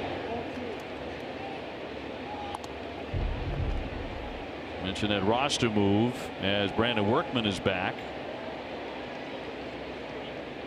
Runners at first and second with 2 down.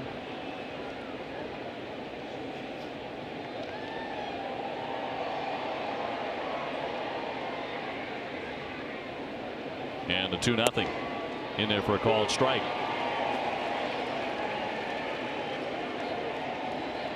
Okay, I agree.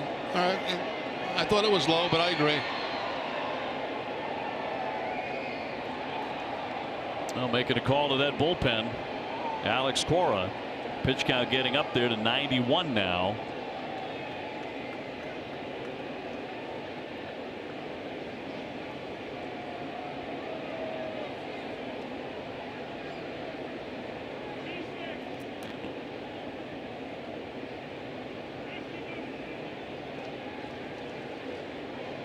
Having trouble with the phone, so Cora trying to get the attention of the bullpen by himself. Big swing and a miss as the helmet tumbles off the head of Franco. Now they're going walkie-talkies. Yeah, they're having trouble connecting.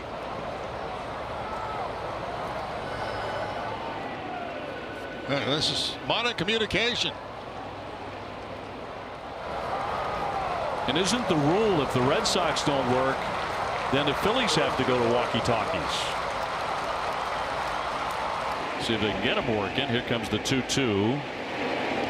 And he skipped it, knocked down by Swihart.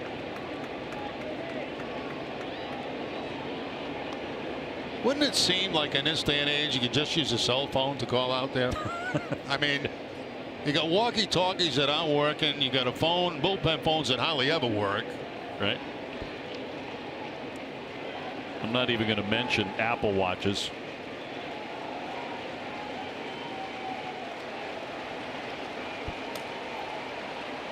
So Brazier is up. Somehow they got the signal to Ryan Brazier to get going.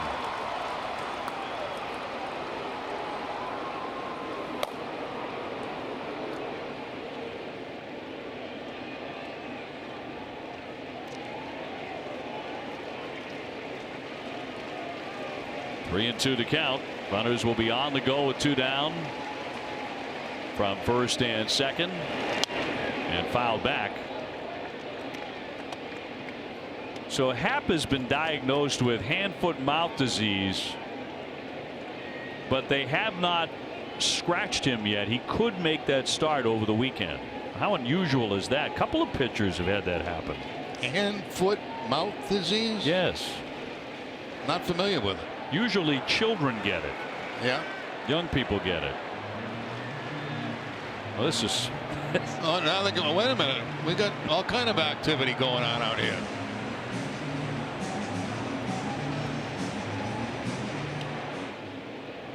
It's become an official investigation. Yeah, it really has. We got nothing working out here. Can you make a call and get something working? Pomeranz 3-2. Swung on and missed. He gets out of the inning despite a hit batsman and a base hit. Shaking his head though on the way in.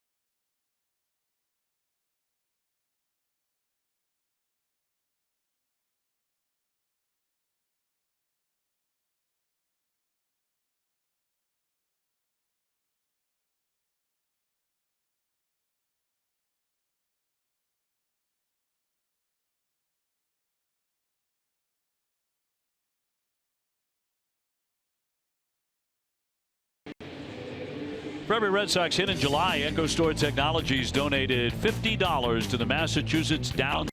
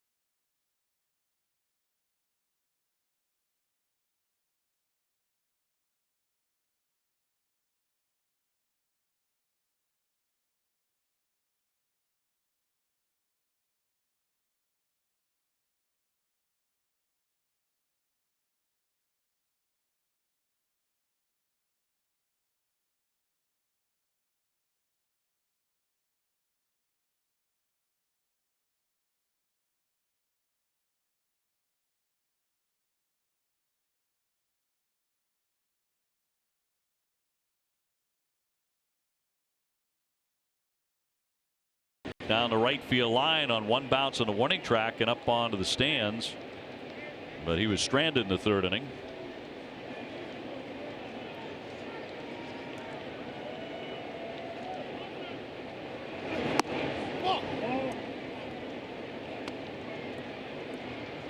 Arrieta had a great run with the Cubs.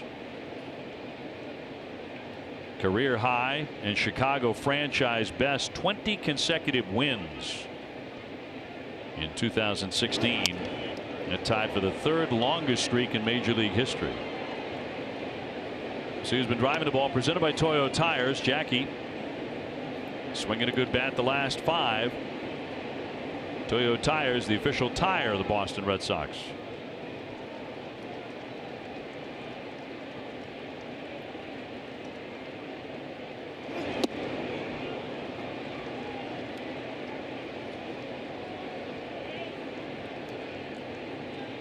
Activity in the pen somehow. Joe Kelly getting going.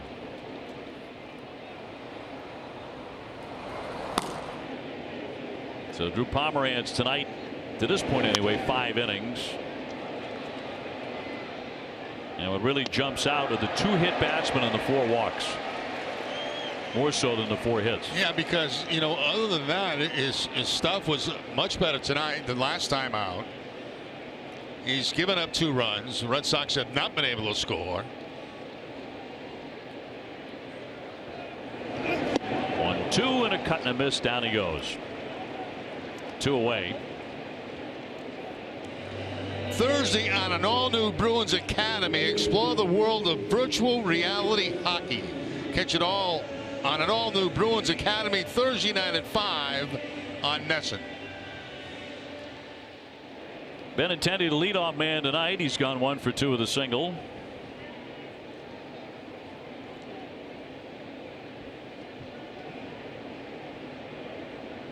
Nobody on base. Arrieta's made it tough. He's had good stuff tonight. He really has. He's had an excellent month of July. He's unbeaten this month. 3-0, 3.18 ERA. Kept the ball in the ballpark. Just a couple of home runs.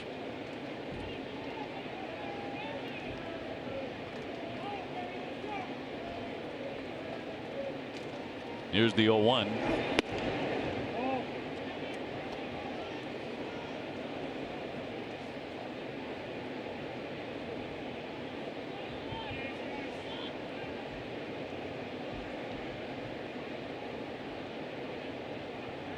Swihart on deck.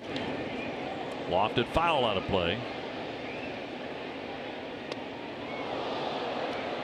Obviously a lot being said about the upcoming series with the Yankees beginning on Thursday. After that, the Red Sox hit the road for a lengthy trip to Toronto, Baltimore, and Philadelphia, and will not be back at Fenway until the 17th of August. I mean, from the 17th of August, you can see the end of the regular season from there.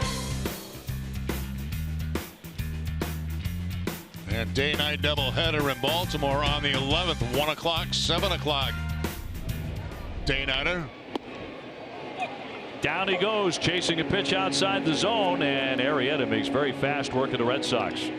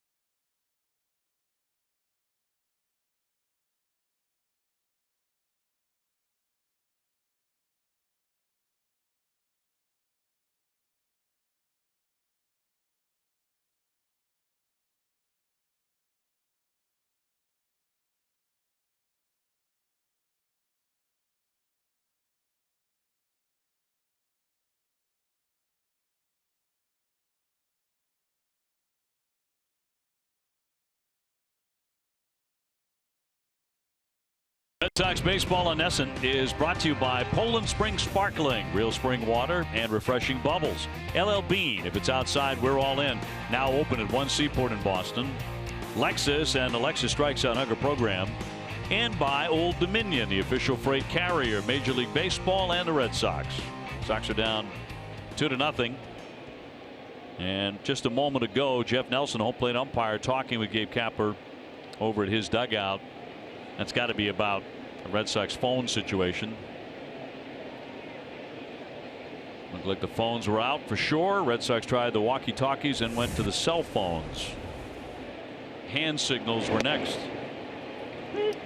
There used to be a lot of hand signals in baseball. CB saying that thing's no good. It's not working at all. Craig Kimbrell's going to try and fix it. So the backups NG. Quinn is double and popped up. Joe Kelly now coming on out of the bullpen. So the night over for Pomerantz. He goes 5, 2 runs, 4 hits, 4 walks. He hit 2 batters.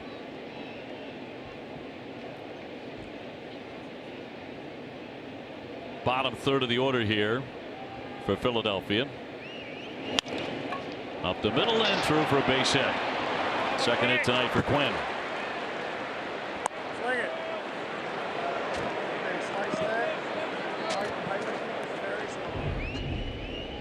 Takes a Joe Kelly fastball. Fastballs are running away from him, but takes it right back up the middle for the base hit. Bogaerts goes down to one knee, but he can't make a play right there. This is quickly by him. So leadoff man on here in the 6th inning. Quinn's had a couple of hits on the night, 2 for 3. Now Faro with a double that drove it around the 1st inning, and then he was hit by a pitch. Looked initially like it got the knob of the bat. Knocked the bat out of his hands, blocked by Swihart. Joe Kelly tossing a scoreless 12th inning last night. Breaking ball, it'll always come back. Come back towards Swihart, and he's able to block it off his arm and his chest. Keep the man at first base.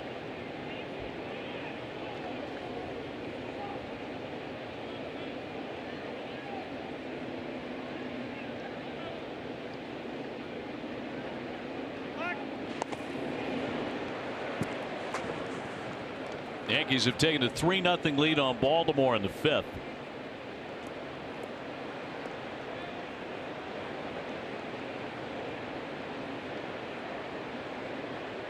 Nationals are running away from the Mets 16-0. That's the big score tonight. Here comes the 1-0. Up over the first. A little closer this time. Quinn back in. The whole league is running away from the Mets. That's true. He started out great. Must feel like a million years ago for the Mets.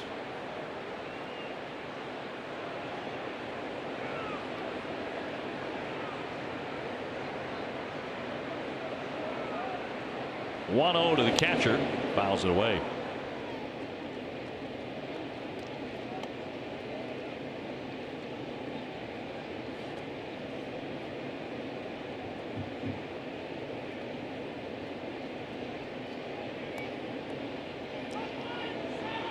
Red Sox took over sole possession of first place on July 2nd, and they've held it ever since.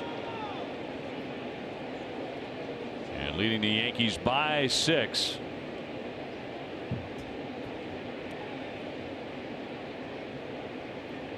Kelly with a 1-1. Runner goes. Cut the miss, the throw down, and got him. Oh, what a throw by Swihart. Blake Swihart put it on the bag, and Quinn is gone. I'll tell you what, that was an overhand bullet that Swihart threw to second base.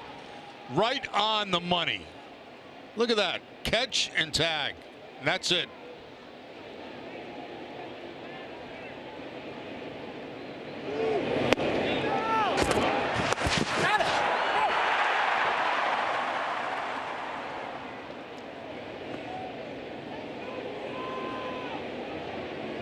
Thinking about challenging it, but I believe they're not going to do that now. Yep, They have waved it off. Quinn had paused around third base, but now coming in.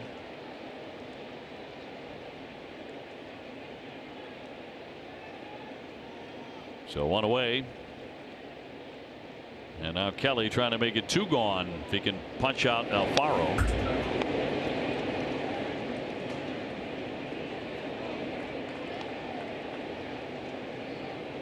Interesting that the Red Sox earned a walk-off win last night. They've done that each of their last 3 home games against the Phillies. Twice last year. The Sox have won 19 of their last 21 interleague games. They have thoroughly dominated. And roll foul.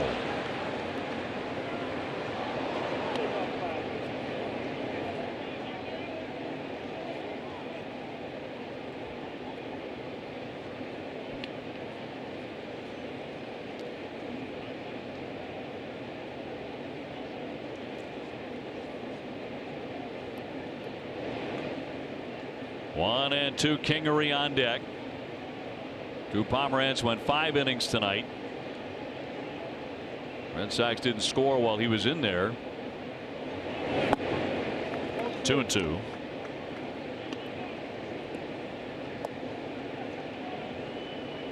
Red Sox starters have allowed no earned runs in 8 of their last 12 games and lead the American League with 11 shutout wins. That's what they did all of last year, those 11 shutouts. 2-2. 98, but he got a piece of it.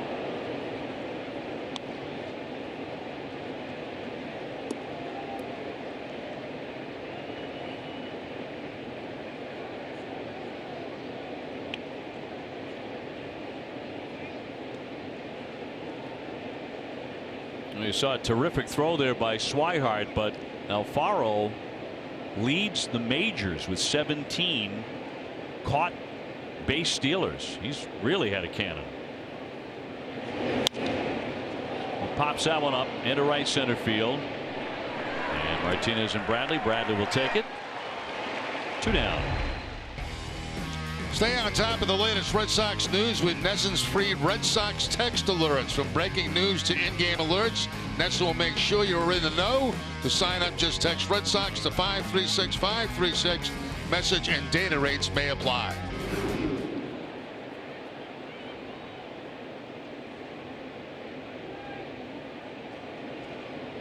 Bases empty, 2 down. Kingery is 0 for 1, a strikeout. He's also driven in a run with a sacrifice fly. Just a .229 hitter. Looking at a strike.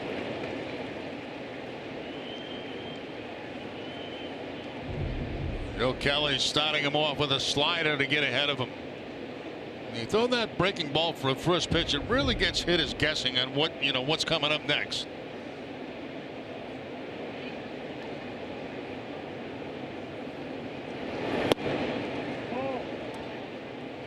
Next was a 99-mile-an-hour fastball, but not in the zone, said Nelson.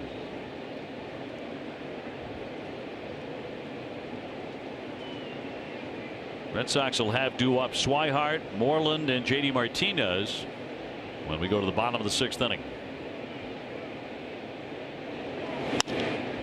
Fly ball right field. Martinez back, but plenty of space, and J.D. there to grab it and retire the side. Good inning for Kelly. Winds up facing only 3 men.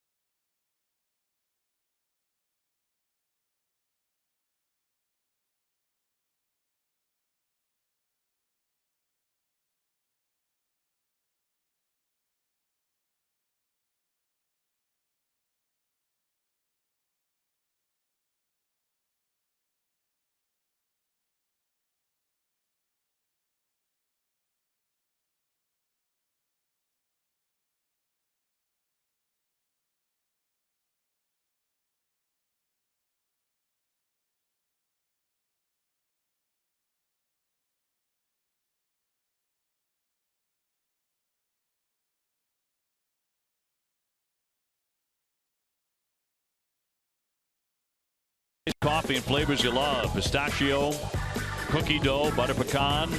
Stop by and grab your favorite. America runs on Dunkin'. Price and participation may vary.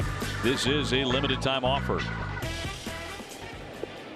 Well, Jake Arrieta has been a man in complete command tonight. Got a 2-0 lead. He's allowed the Sox only 4 hits. Blake Swihart will lead it off here in the 6th. We'll be joined by Lenny DiNardo from the green room back at Nesson in just a moment to talk about something he's very familiar with, and that is that inflammation in the shoulder of Chris Sale. Sounded like he busted a bat, but Swihart will take it and continues to get his hits. That's an 11-game hitting streak. So let's bring in Lenny. Lenny, thanks for joining us. And this is something that surprised everybody, and we're hearing it crept up on Chris Sale. This wasn't an acute, like an injury or anything like that. Does that ring true to you? Yeah, you don't want an acute injury. Anything that he called it, it's a mounting, something that's been kind of mounting for a little bit of time. So anything chronic like that, you want to nip in the bud so it doesn't start to creep up on you in October. So you have to know the difference between, a little bit of lingering soreness and an injury.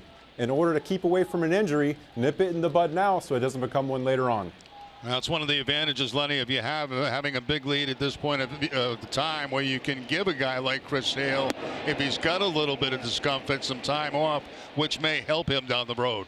Absolutely. You've got guys like Brian Johnson that have shown throughout this season that they can go in there and fill out that role and do a really good job for the team. Lenny, does it make sense, because you've been through this, that he'd be able to make his next start if everything goes well? He threw the ball today, and because of that, tells me it's not something that's really, really bothering him. But like I said, a lingering injury or a lingering soreness can turn into something that's pretty bad if you just let it go unchecked. Lenny, thank you very much. Diving play by Williams, lurching forward on a shot by Moreland. And Swihart has to scurry back to first. Yeah, a couple of baseballs hit hard in this inning. One by Swihart, and now one by Moreland. But right there is Williams to make a fine play. So the Red Sox trying to get something going here against Arrieta, but it's been very, very difficult. I think that's the first time tonight they've had back-to-back baseballs that have been hit hard off them. Well, J.D. Martinez trying to make it 3 in a row. He's been hit by a pitch and been caught looking on a 3rd strike. Swihart on at first with 1 away. 2-0 Phillies. Has a shot. Line to the wall. That bangs down to Hoskins, into 3rd Swihart. Down to 2nd base, Martinez with a double. And it is 3 consecutive shots by the Red Sox. They are beginning to reach Arrieta. Yeah, 3 in a row now and 1 for an out. So J.D. Martinez, the 3rd time he sees him, was hit by a pitch. Now he gets then he gets a strikeout, but now he gets a pitch on the inside part of the plate and hooks it up against that green monster. So the Red Sox looking for the base hit here to try to score right now and change the momentum in this game. Break up the rhythm that Arrieta has been in all night long. Bogart's got a real nice swing off him in the 2nd inning. He doubled. He has since popped up 1 for 2. That'll bring the crowd alive again.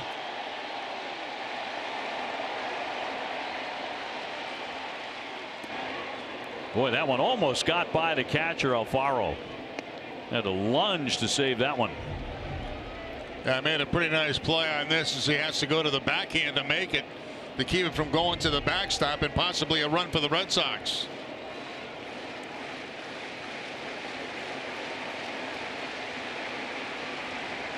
Base hit here can change the whole complexion of this game. 2nd and 3rd, 1 out. Fouled away, and a chopper inside the Philly dugout. Xander, a .340 hitter with runners in scoring position, including 9 home runs. 64 driven in. That is Heath Hembree working in the pen for the Red Sox. He has been a workhorse horse down there for the Red Sox. He really has.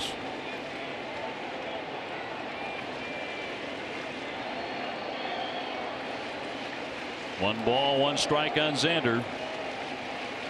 Swihart at 3rd, Martinez at 2nd. shot to third. Down to snag it. Frankly is up and gunning to first base. He'll get the out there as a run comes in. Swihart scores. Red Sox finally on the board here. And Martinez safely into third.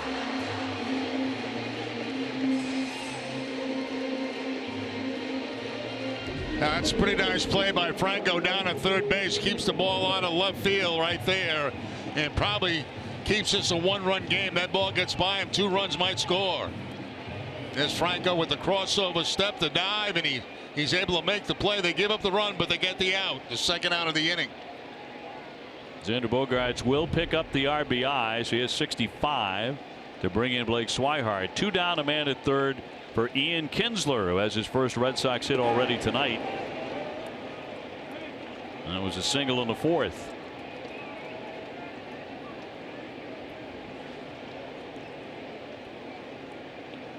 So lead cut in half.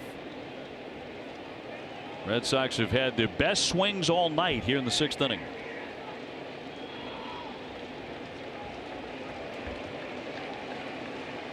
Here's the 1-0.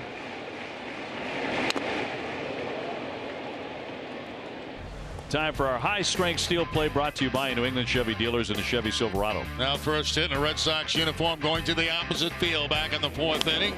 Outside fastball goes right with it for the base hit. I'd like to see another one of those right now and tie this ball game up.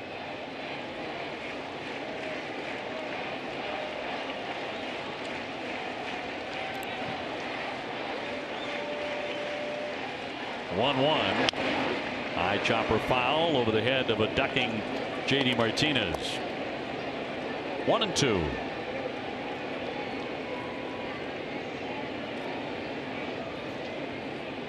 Kinsler's had some big offensive moments in his career, including the day he went 6 for 6 and hit for the cycle.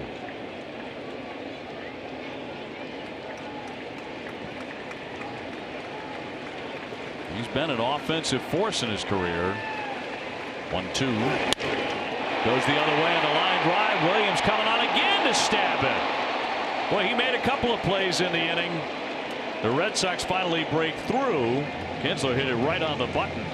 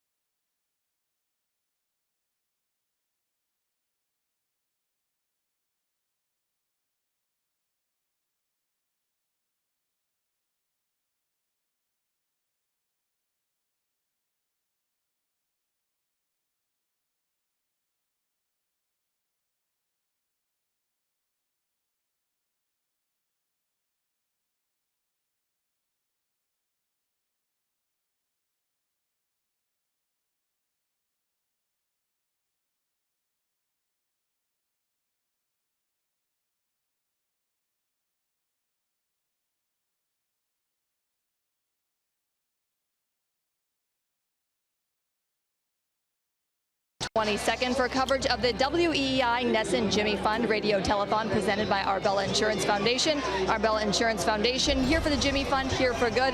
And guys, earlier today, Steve Lyons and I got to spend some time at the Jimmy Fund Clinic, and we got to play Candyland and talk a little bit about Harry Potter movies. It's just a very different experience when you're in the clinic and you can see how tough these kids are and their families, and to see the great work that they're doing at the clinic. And one of our new friends, Nixon, told me that his favorite player is Brock Holt.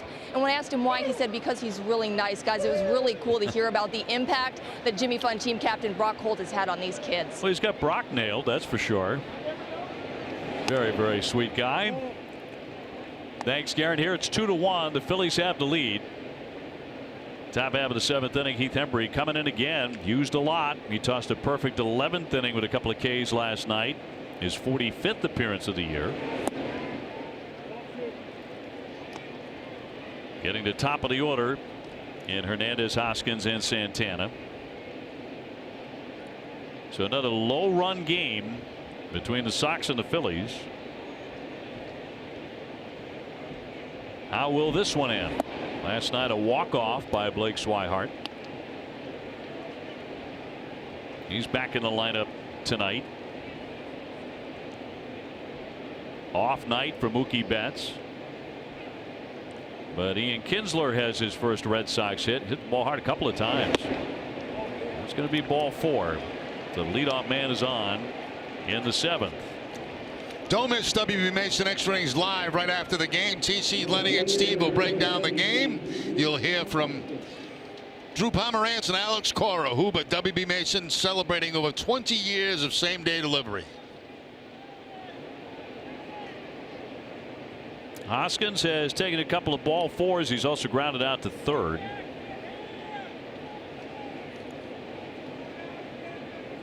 He came out of the All-Star break firing on all cylinders. He says it's because he participated in the home run derby and that got his swing going. And most of the time guys say that messes up their swing. Yes, the exact opposite. But I guess not in today's game of baseball, right? Certainly the case for him. He said it really locked him in on the pull side and not hooking everything, which he felt he had been doing for a while before that. So yeah, it's the first time I've heard that, a guy saying, yeah, home run derby actually helped me. Yeah, a lot of guys will stay out of it because they think it messes up their swing. And it has messed up a lot of swings. But the game has changed. The swings are a little bit different now. They're more toward home run swings. And maybe, I mean, he hit all those home runs, 7 home runs in 9 games after the break. Maybe guys will take a look at that and go, wait a minute.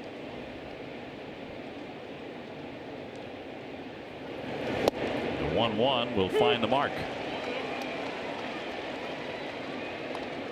1-2, nobody out, a man on. Yankees have a 6-0 lead over Baltimore in the 6th inning.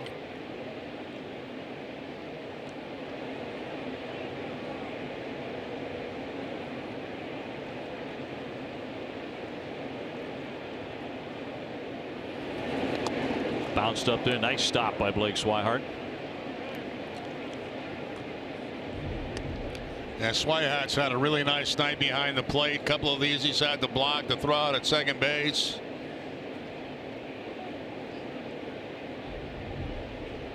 More and more he gets to catch, more comfortable he is.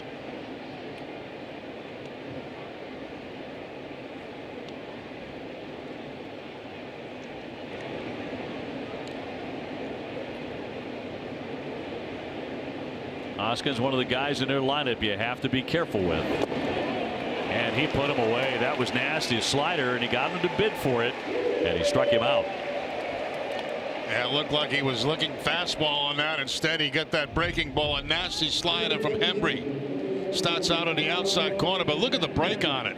Doesn't even come close to the outside corner after it makes its move. Well, every time a Red Sox pitcher strikes out a Philly, Lexus will donate $50 to the Greater Boston Food Bank. Santana, a single, a K, a fly to center. .212 but 16 home runs. Line to center field, hangs up though. Jackie Bradley with the grab for out number 2. And Cabrera will be next. Thursday at 6, don't miss Red Sox first pitch, presented by Joseph Abboud, available at Men's Warehouse. TC, Jim, and Steve will preview the Red Sox next series against the Yankees. That is a 4-gamer. We will have games 1 through 3. With Dennis Eckersley, the Hall of Famer, joining Jerry Remy and myself as Brazier throws for the second time in the bullpen. And then the Sunday night game on ESPN.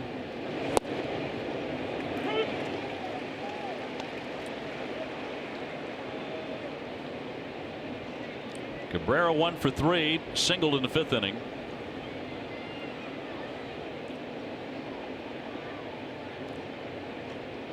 Phillies have a good balance of power up and down the lineup. They don't have anybody hitting 30, 35 home runs, but Now that's how they do most of their damage. I mean, their batting average is not high. They don't score a heck of a lot of runs, but they do hit some home runs. Yeah, came into the series like 10th in the National League in runs scored. Runner taking off, foul back. They did have Hernandez in motion. That looked like a delay steal by Hernandez at first base. Take another look at it. Looks like he takes 3 steps towards second base. Boom. Once the ball's by the hitter, that's when you take off. You're trying to catch the infielders with their head down and surprise the catcher. It's a great play. You don't see it as much anymore in baseball as you used to. Generally very good for slower runners.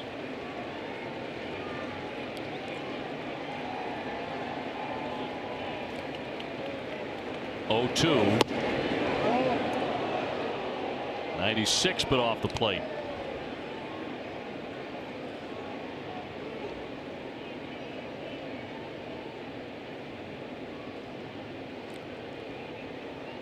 The inning began with Hernandez taking a walk, but then he struck out Hoskins.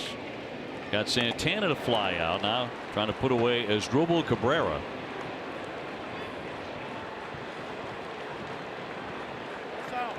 Sox have issued some walks tonight, 5 of them, and 2 of them came in to score.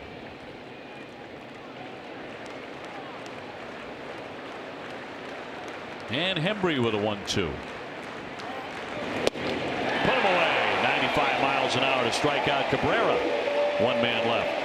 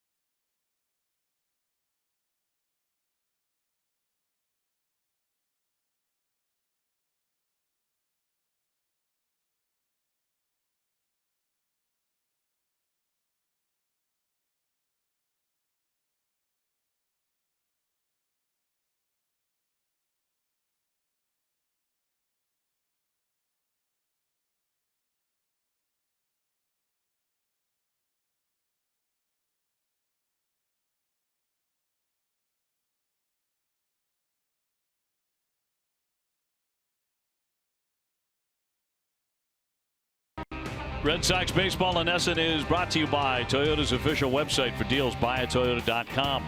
Rodenheiser Plumbing, Heating, AC, and Electric. And by Spartan Race. Use promo code NESSN for 30% off at Spartan.com. Fall River, Mass. Says, oh, I'm very familiar with Fall River, Mass. That's where I was born. Yes, your neck of the woods. Yes. As Nunez will lead off here and flies that one to center. Not terribly deep. Quinn in on it. One pitch, one out. Eduardo 0 for 3 tonight. Red Sox mounted an attack last inning, got him 1 run. Tune in to NESSN's news conference tonight to get a recap of all the trades across Major League Baseball. NESSN's news conference is brought to you by Cross Insurance, where security meets strength. Brock Holt 0 for 2.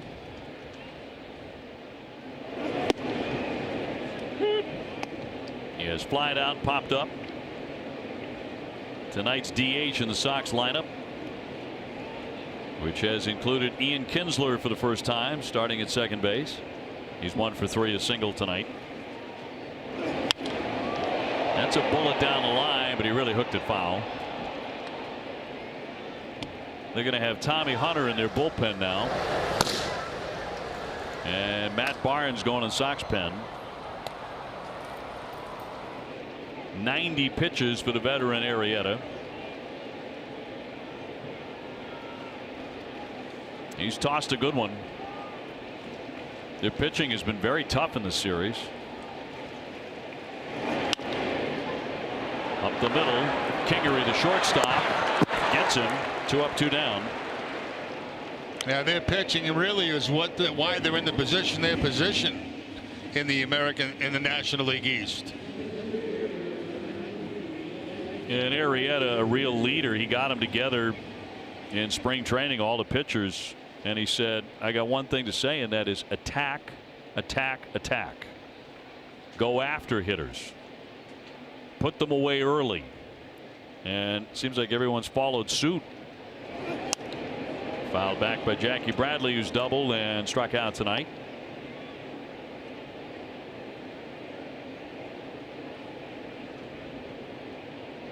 Nola certainly did yesterday with that terrific curveball. It's one of the best curveballs in baseball.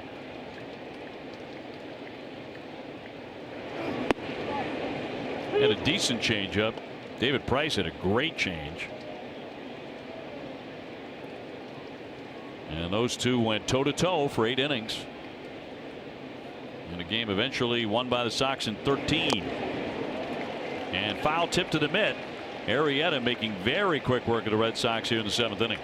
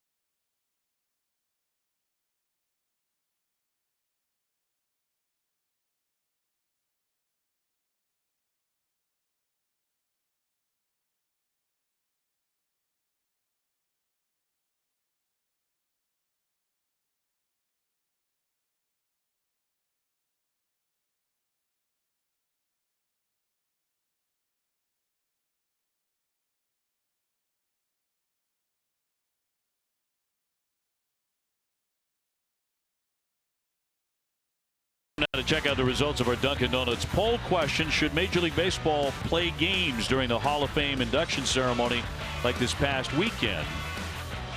And 57% of you don't think so. So either you'd like to see the ceremonies at night and the games played during the daytime, or no baseball at all for that day. Yeah, I think you make a bigger event out of it than what it actually is, you know? I mean, it's pretty special stuff. Yeah. I think you're onto something, and sometimes a lot of the stuff goes unnoticed. Yeah. There's just so much focus on the games. Yep. Well, Matt Barnes coming out of the bullpen. We've seen Joe Kelly, Heath Hembree. They've pitched very well. Pomerantz went 5. And that was a mixed bag, certainly, with 4 hits, 2 hit batsmen, 4 walks. But Red Sox have fought back to get a run. Nick Williams has made a couple of nice plays in right field. He's gone 0 for 2 and been hit by a pitch at the plate.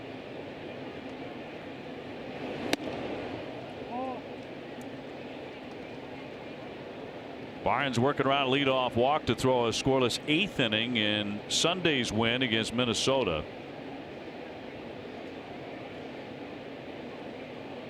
Among American League relievers, he's number 1 in holds with 22. Lively fastball at 97. 1 ball and 2 strikes. That rising fastball right there, about 97 miles an hour from Matt Barnes. Well, I hit it on target. I guess 97, and it was 97. That was a guess? Yeah. Just had a feeling it was 97.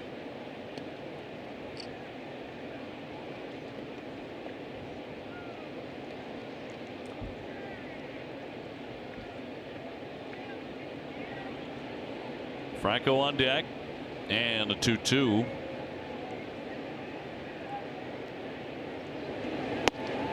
Dropped in there. Curveball and a dandy to strike him out. 1 away. Time for a game break. Brought to you by Jordan's, the furniture store of the Boston Red Sox. Here's Tom Caron.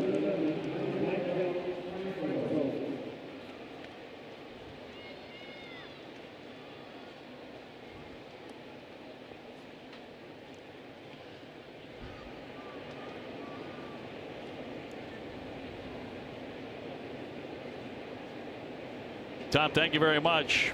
Franco has walked twice. He's also struck out.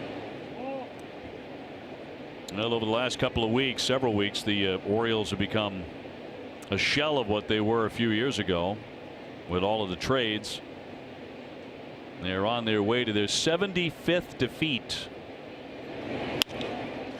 Flared into right. Martinez will play that on a bounce. It drops in for a single. So Franco is on for the 3rd time. Thursday at 6:30, don't miss Red Sox Game Day Live, presented by DCU. TC, Jim, and Steve will get you the latest news on Chris Sale's left shoulder injury. DCU, Digital Federal Credit Union. What can DCU save you? Quinn's had a good night with a double, a base hit, although he was caught stealing on a terrific throw by Swihart in the 6th inning. Nunez in against a bunt at 3rd.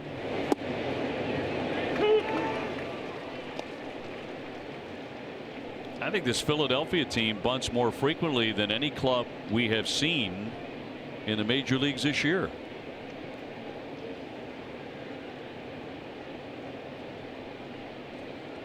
Their leadoff man Hernandez, a guy who bunts often for hits. Done that 8 times this year, tops in the league. Overall, the hits are even at 6 tonight.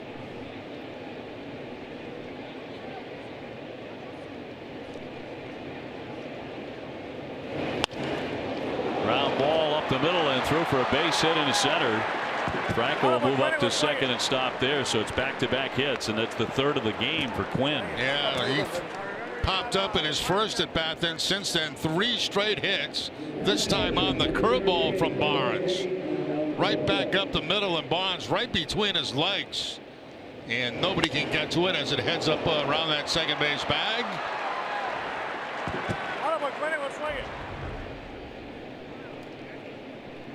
So here come the Phillies, 1 down, 2 on. Alfaro has doubled and hit by a pitch. He's also flied to center. So Matt Barnes will be severely tested here to hold on and keep it a 1-run game so late in. Top of the 8th.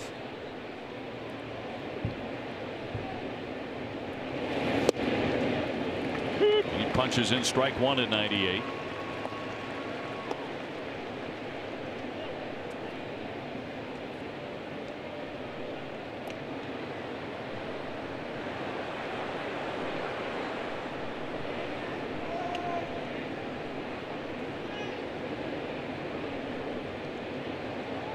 Franco on at second, Quinn on at first. And Barnes will now step off the rubber.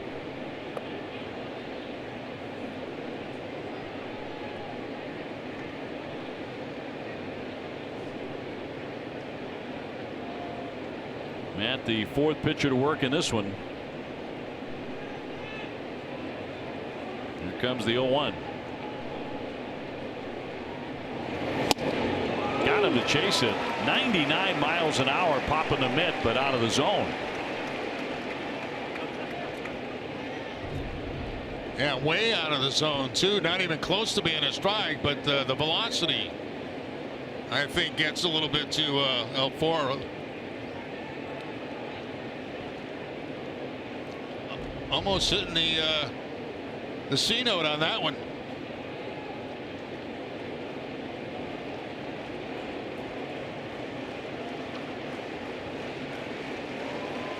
Red Sox in the bottom of the 8th inning have the top of the order due up. Benintendi, Swihart, Moreland, and if anybody reaches, JD Martinez. Here's the 0-2.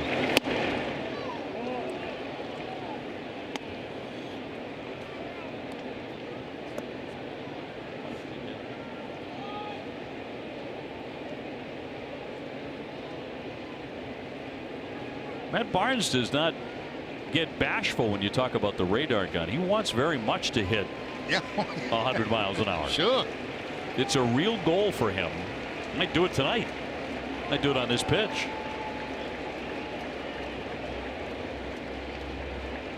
Runners lead at first and second.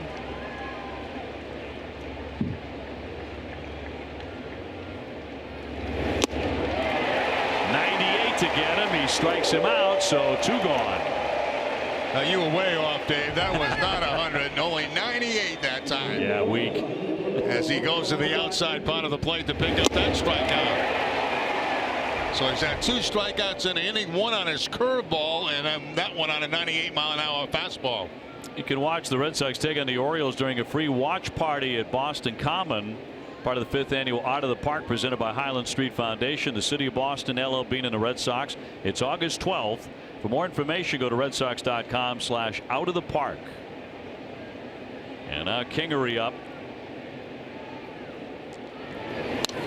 Fouled away in the first one. He has struck out, driven in a run with a sac fly, and flied out, so 0 for 2.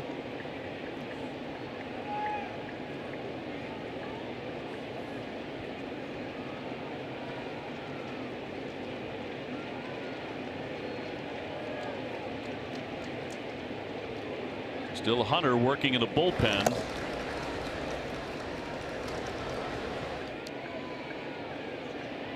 Red Sox would not mind Arrieta stepping aside. Certainly. Here comes the 0-1 pitch with 2 down, and he left it downstairs. It's one of the rare split-fingered fastballs that Bonds will feature. There's that split grip. Sometimes he doesn't do it at all in a game. Sometimes once in a game. Maybe once in a while a couple of times, but not much.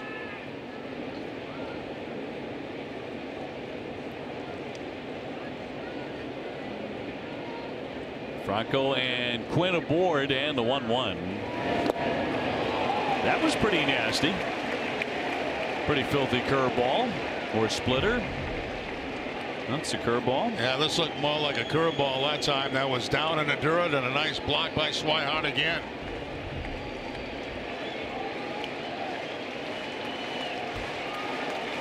He's trying to strike out 3 men here in the 8th inning. He has allowed 2 hits, but looking to get free of this.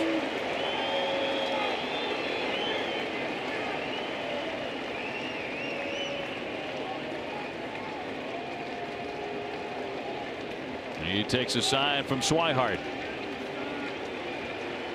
1-2. High and tight. 98 miles an hour. Boy, Kingery barely getting out of the way of that one, too. Fastball up around the inside, up around the head. And just dipping back to get out of the way of it.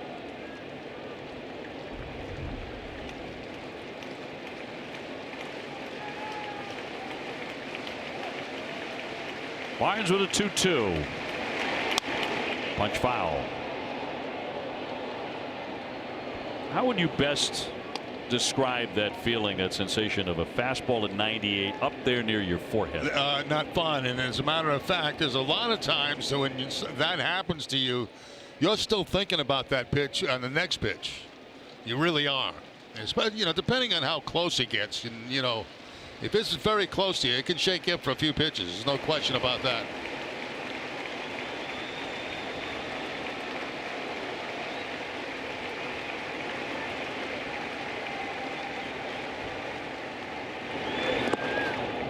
All filled up. You see, since that time, Bonds has tried to go to a couple of breaking balls at that high inside fastball. Let's see if he'll chase him. This one not tempting enough to chase.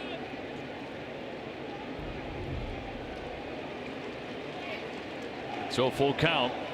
Runners have the advantage. They'll be running with 2 down. Franco at second, Quinn at first. 1-run game.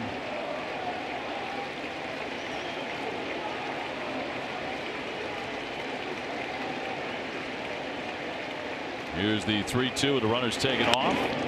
He spoiled it.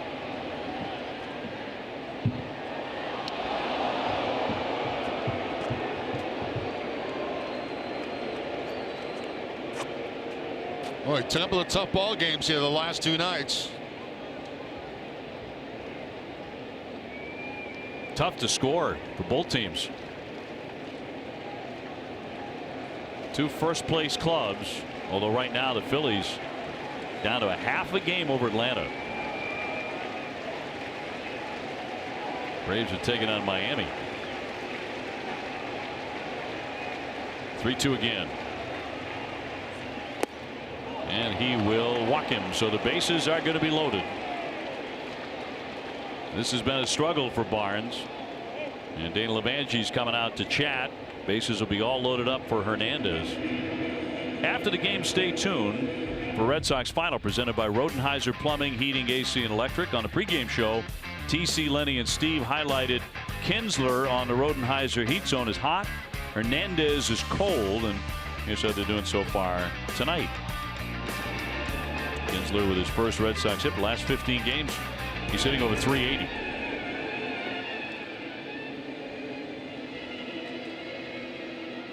So there will be no place to put Cesar Hernandez, who has grounded out twice, flied out to center, and taken ball 4. And a giant moment in the ball game right here.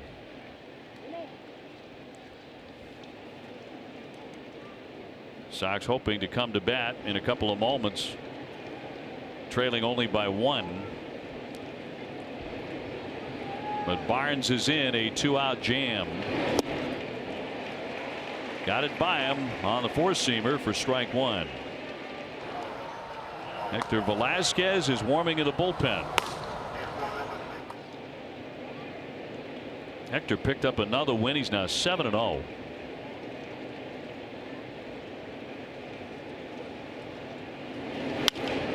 Fouled away, and it's 0-2. They got to 99 again. And very tardy swing that time by Hernandez. Very late.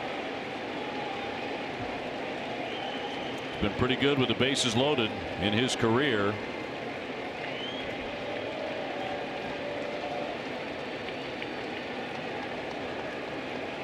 All loaded up, 2 down. Here's the 0-2. Hit came back with a filthy pitch to leave them loaded. 2-1 Phillies.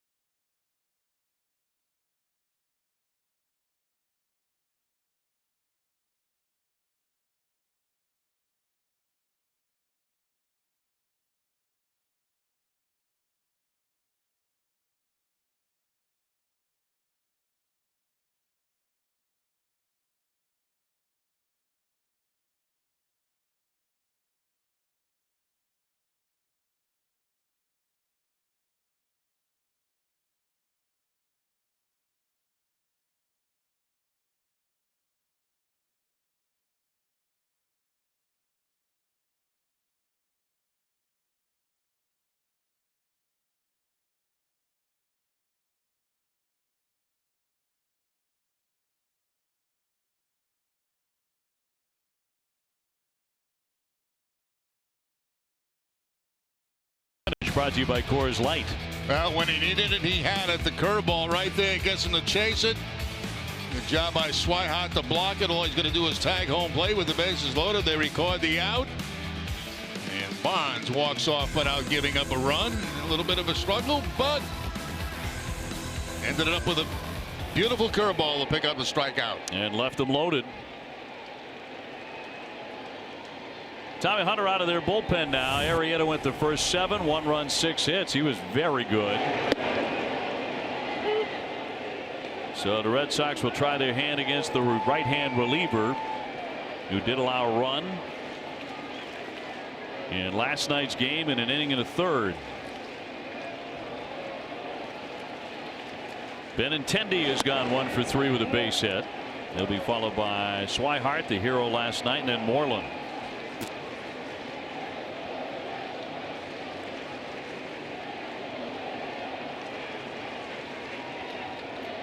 And a 1-1. Ground ball to shortstop. Kingery zips it on for the out. 1 gone in the Red Sox 8th inning. Time for the carry the freight moment, brought to you by Old Dominion. Well, it's been nice defense behind the plate tonight by Swihart, blocking a number of pitches back there. As you can see, balls bouncing all over the place. And then, of course, the caught stealing at second base, an absolute bullet right on target. All Kinsler's going to do is slap down a tag, and they've got the out. Quick release and an accurate, strong throw. Old Dominion, the official freight carrier, Major League Baseball and the Red Sox.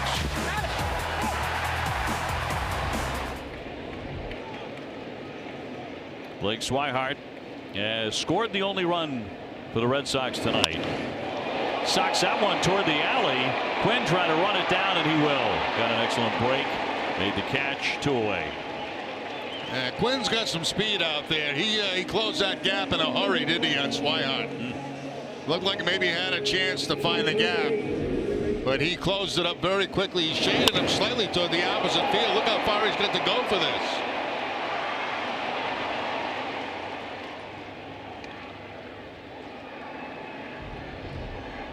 So 2 fast outs for the Red Sox in the 8th. Moreland is next. 0 for 3 tonight. Strikeout, a ground out, a liner to right, which Williams made a dive ahead catch on. 2-1 Phillies.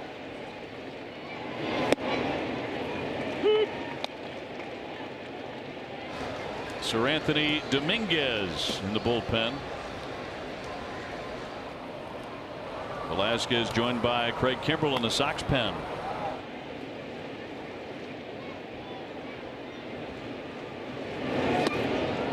And it's 0-2 on Mitch.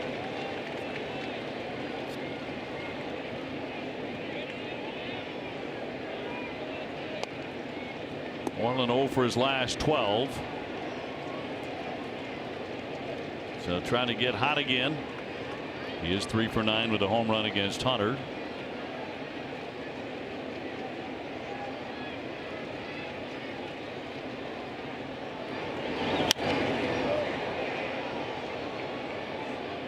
Sox only run came in the 6th inning when Blake Swihart led off the frame with a base hit after an out. Martinez doubled. And Xander Bogaerts would bring in Blake Swihart with a ground out to third base, and that has been it for the scoring.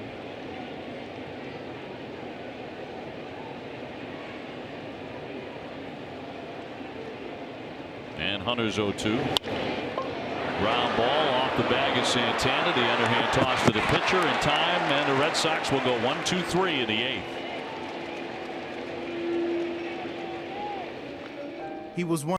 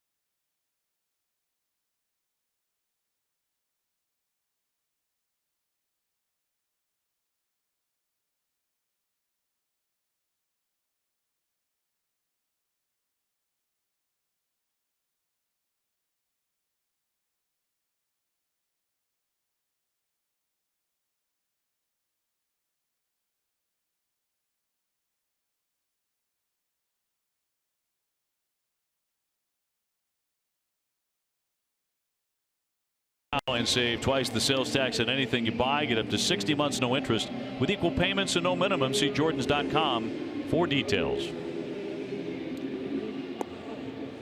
Still a 2-1 game. The Phillies on top. We bring you the 9th inning. Hector Velasquez out of the bullpen, where he's been very impressive. He got the win last night. And the walk-off victory went 1 inning. He struck out 2. So he's now 7-0. He'll do battle with Hoskins, Santana, and Cabrera. That's 2, 3, 4. Phillies have 7 hits. Red Sox have been held to 6.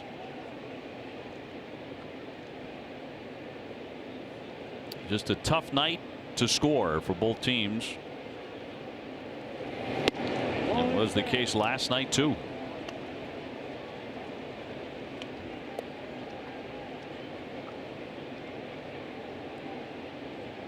Hoskins with a pair of walks. He's also grounded out and whiffed.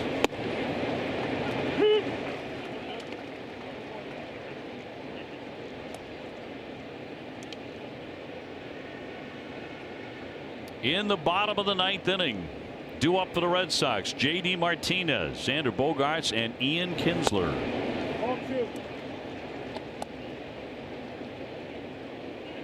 who is now in the shift over on the left side of second base.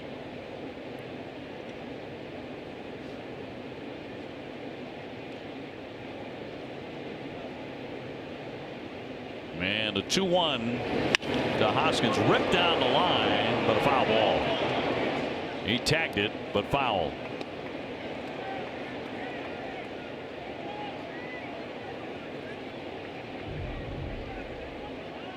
Hooking off the bat in foul territory, and just about 6 inches in foul territory. Not much room down there between the line and the wall.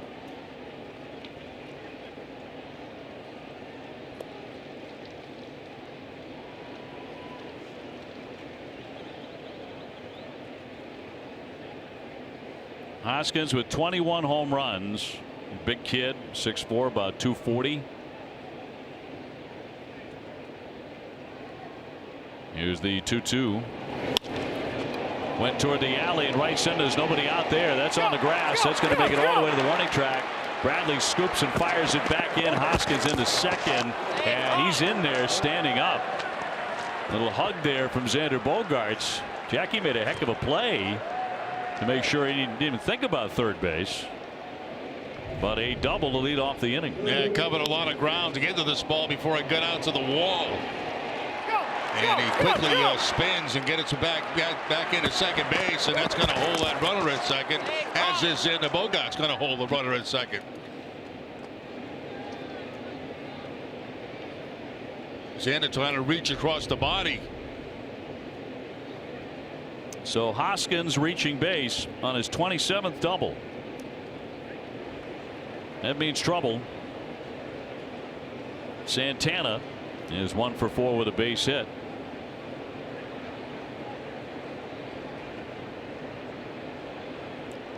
And Velasquez checks his runner and steps off.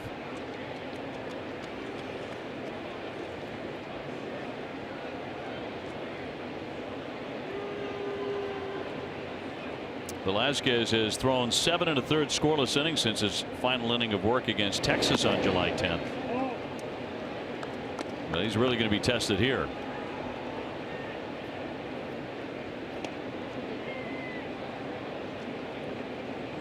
Hoskins is their number 1 RBI man, a runner at second base. He's got 70. Santana's got 62. And a count 2-0.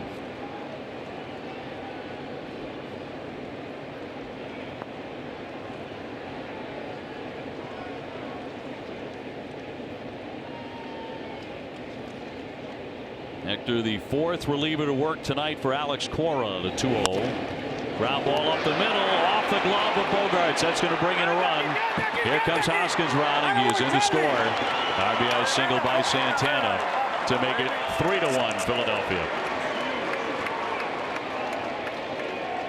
Now the Red Sox in the shift, and Bogaerts just could not get back in time to be able to knock that ball down. I believe he got a glove on it right there. He did to slow it down, but that's not going to make any difference as the run comes around and score. There's Xander going and knocking, getting a piece of the glove on it, but the whole idea there is to try to keep it in the infield so the run doesn't score. Well, it's a huge run. Brings up Cabrera, who is 1 for 4 with a single.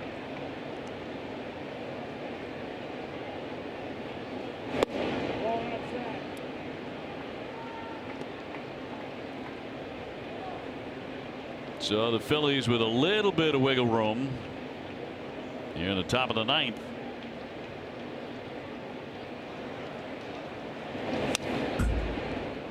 Cabrera's always had pretty good power, especially for a middle infielder. As our game summary comes your way, brought to you by Xfinity. Arrieta was really good. Jake Arrieta, 7 innings, 6 hits.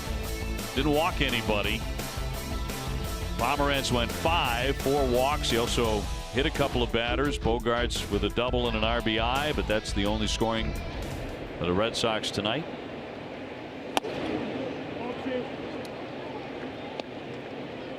It has been a very quiet night for the Red Sox offensively. Quiet series for the Red Sox offensively. Very good pitching on the part of the Phillies.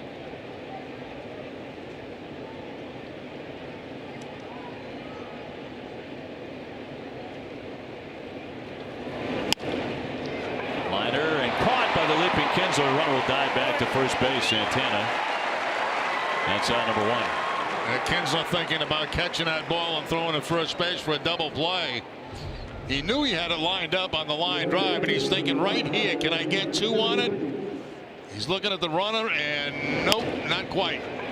Didn't get far enough off the bag.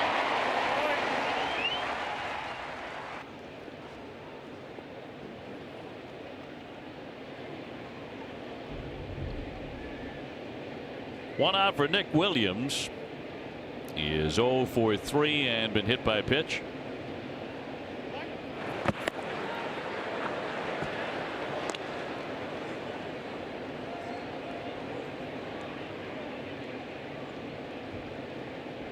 Red Sox ending the month of July. They are 19-5 this month.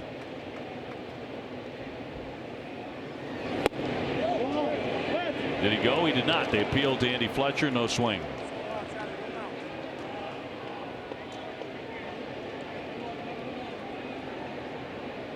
Well, the Orioles have closed the gap on the Yankees tonight. 8th inning, 6-3 now, New York. That's in the Bronx.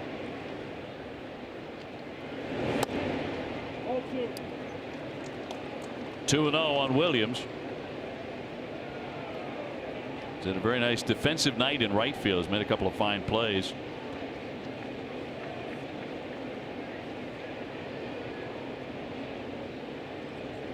Phillies have made the only error in the game. That'll be ball 3.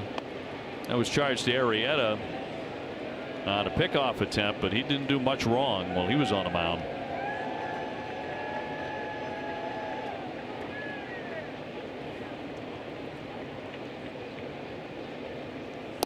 And the 3-0 pitch fired in there for a strike. Franco on deck. Big run in on a double by Hoskins and the RBI single by Santana up the middle.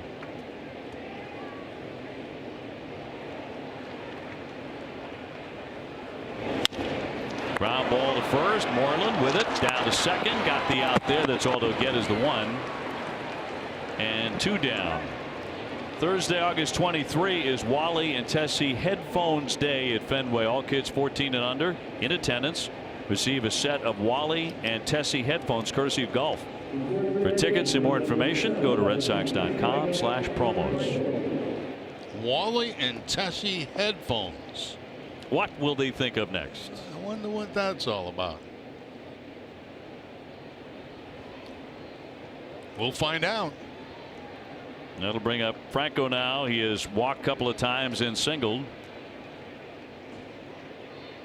And now something up here. Swihart is coming out, and here comes the manager along with the trainer, Alex Cora, coming out.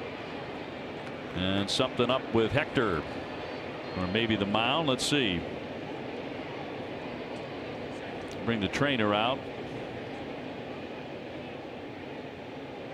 Initially, they were kind of pointing at the mound like that was causing him some issue, or had caused him some pain or something. It appears to be all right.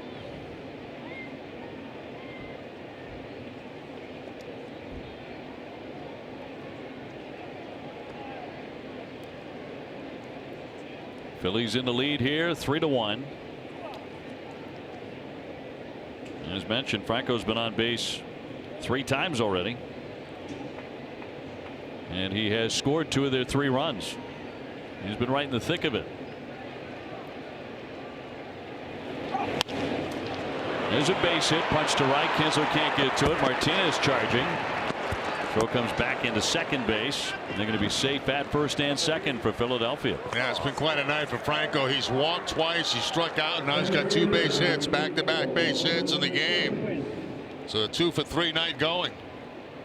On base 4 times. He gets that fastball that's running inside, and it's kind of an inside-out swing that time to pick up the base hit.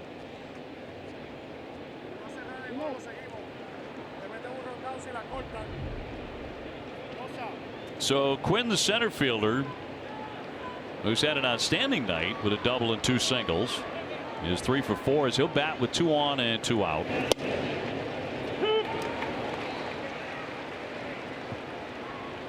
Again, for the Red Sox, big bats due up. Martinez, Bogarts, Kinsler in the last half of the 9th inning. But at the moment, a 2-run deficit. Chop back toward the pitcher. Velasquez will get it there in time to retire the side. A run in. We go to the bottom of the 9th. 3-1 Philadelphia.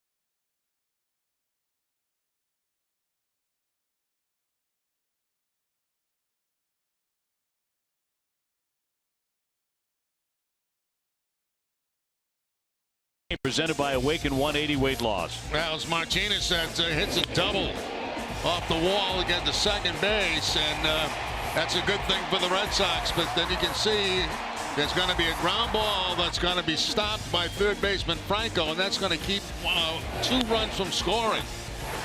The 1 run does score, but the second run cannot score because it does not get through the infield, and that's the only run the Red Sox have got today. Awaken 180, the official weight loss program of the Red Sox, are down 3-1. We go to the bottom of the 9th. Sir Anthony Dominguez coming out of their bullpen, trying to close it out and pick up a save. He has a 1.96 ERA. Martinez, Bogarts, Kinsler due up. JD has been hit by a pitch, that double, and he's also struck out. 37,816 on hand tonight. Speedway donating $500 to Boston Children's Hospital for every Red Sox homer, and through the end of August, use your Speedy Rewards card, and when you purchase 3 cooler beverages, you receive 1,000 bonus points.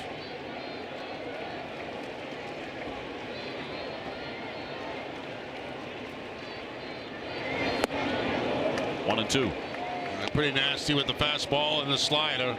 Good velocity on the fastball, 91 on the slider. Here's the breaking ball on pitch number 2. Good tip on that breaking ball. 1-2. Did he go? No. Chad Whitson at first base said no swing.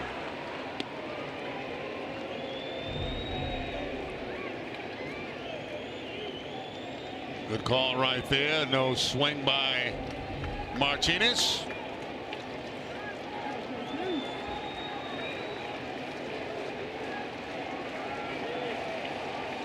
And a righty's 2-2. He's run it full. Sox have a 4-game win streak on the line tonight.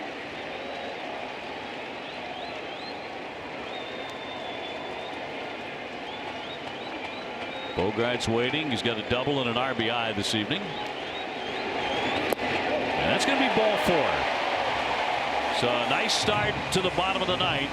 MLB.TV is now available at a lower price for $82.99. You can watch every out-of-market regular season game live or on demand. Visit MLB.TV to take advantage of this special offer. Xander with a double in the second inning. Since then, he's popped up to second and grounded out to drive in a run.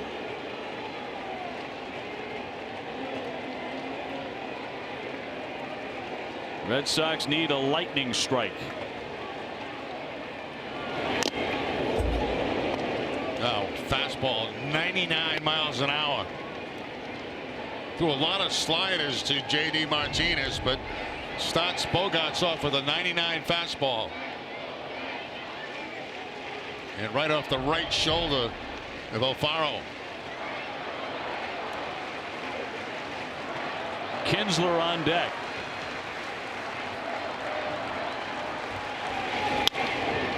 Fouled out of play. That one 99 on a gun too. Just in case, Nishak with the funky delivery.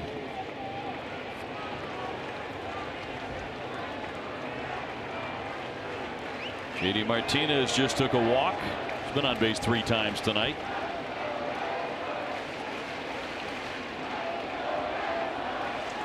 Oh, 2 and ran in and got him on the hand,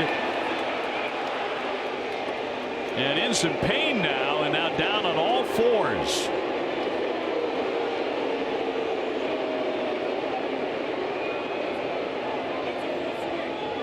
Xander Bogaerts.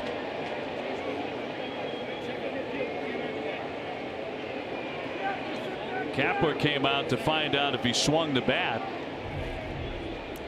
No, this does not look good.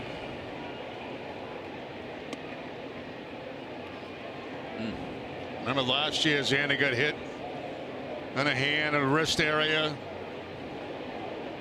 Messed him up the rest of the year.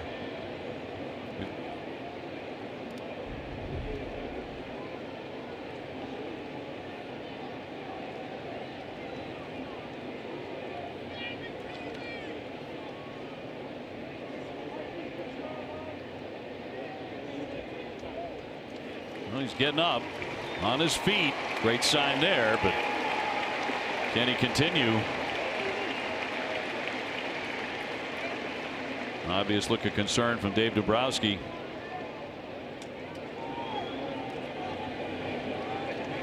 Hit by the pitch. Walking up the line. Getting a hand here at Fenway. Looks like he wants to take his base.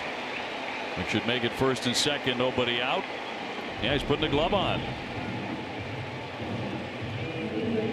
Looks like it gets him right on the right hand, right on the throwing hand.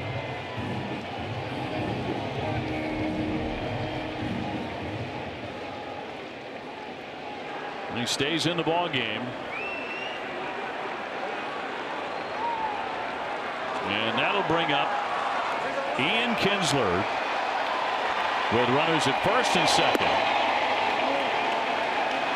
A walk and a hit batsman, and a door opens for the Red Sox in the ninth inning, down by 2.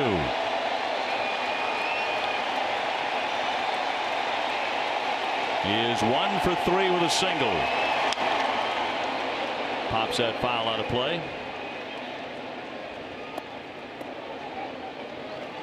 He has twice hit 30 home runs and stolen 30 bases in the same season. That happened in 2009 and 2011.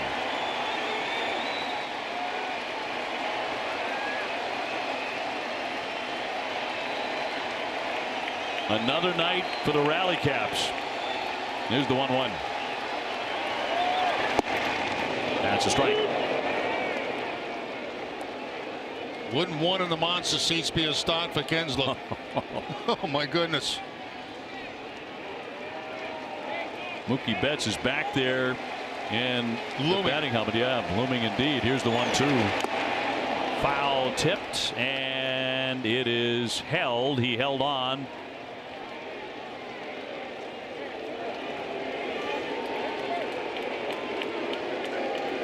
Now a discussion with the umpire. The home plate umpire Jeff Nelson said he held it, which should be strike 3. And that is the case. Yeah, I just don't think Kinsler knew exactly how many strikes there were on him. So here comes Mookie Betts. Mookie to hit for Nunez.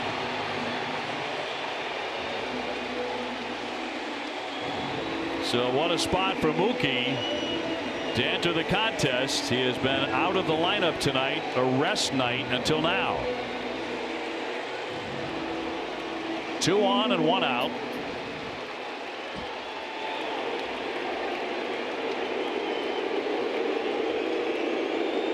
And chanting for Mookie Betts. Martinez at second, Bogart's on at first.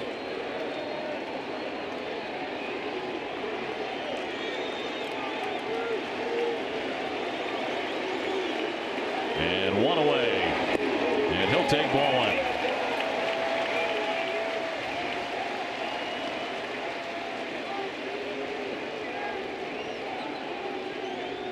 Mookie led off the 10th inning on Friday with his first career walk-off home run.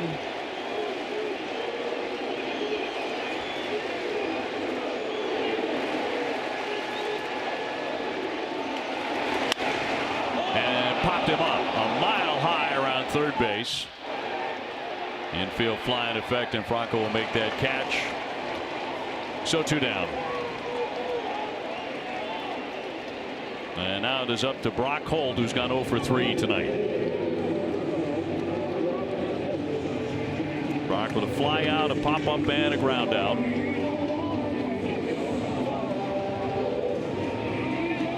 And a fine night last night with a pair of doubles and a Red Sox walk-off win. And they have a chance to repeat it tonight. But there are 2 down.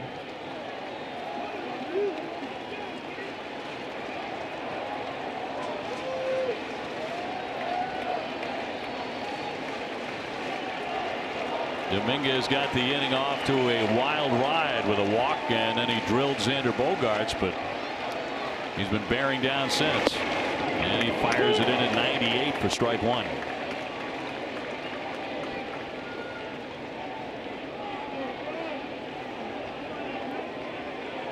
Gabe Kapler's 43rd birthday today.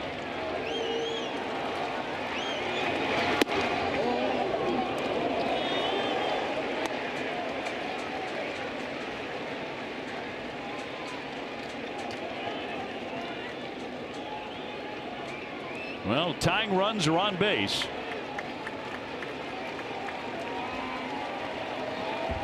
And the righty's 1-1 off the outside.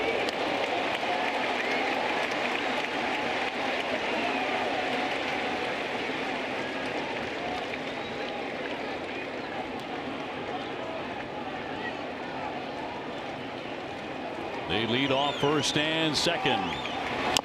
And he fouls it away to even the count 2-2. And Domingo basically staying with the fastball here against Brock Holt.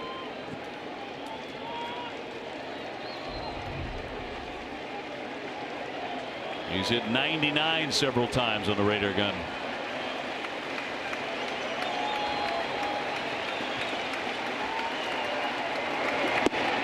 That is in there for strike 3, and that ends it. The final score here tonight: Philadelphia 3 and the Red Sox 1. Boston held to just 6 hits this evening. These 2 games awfully tough. Red Sox and the Phillies, 2 first place teams, will split the 2. They will soon meet again, but TC, the Yankees are next after the day off.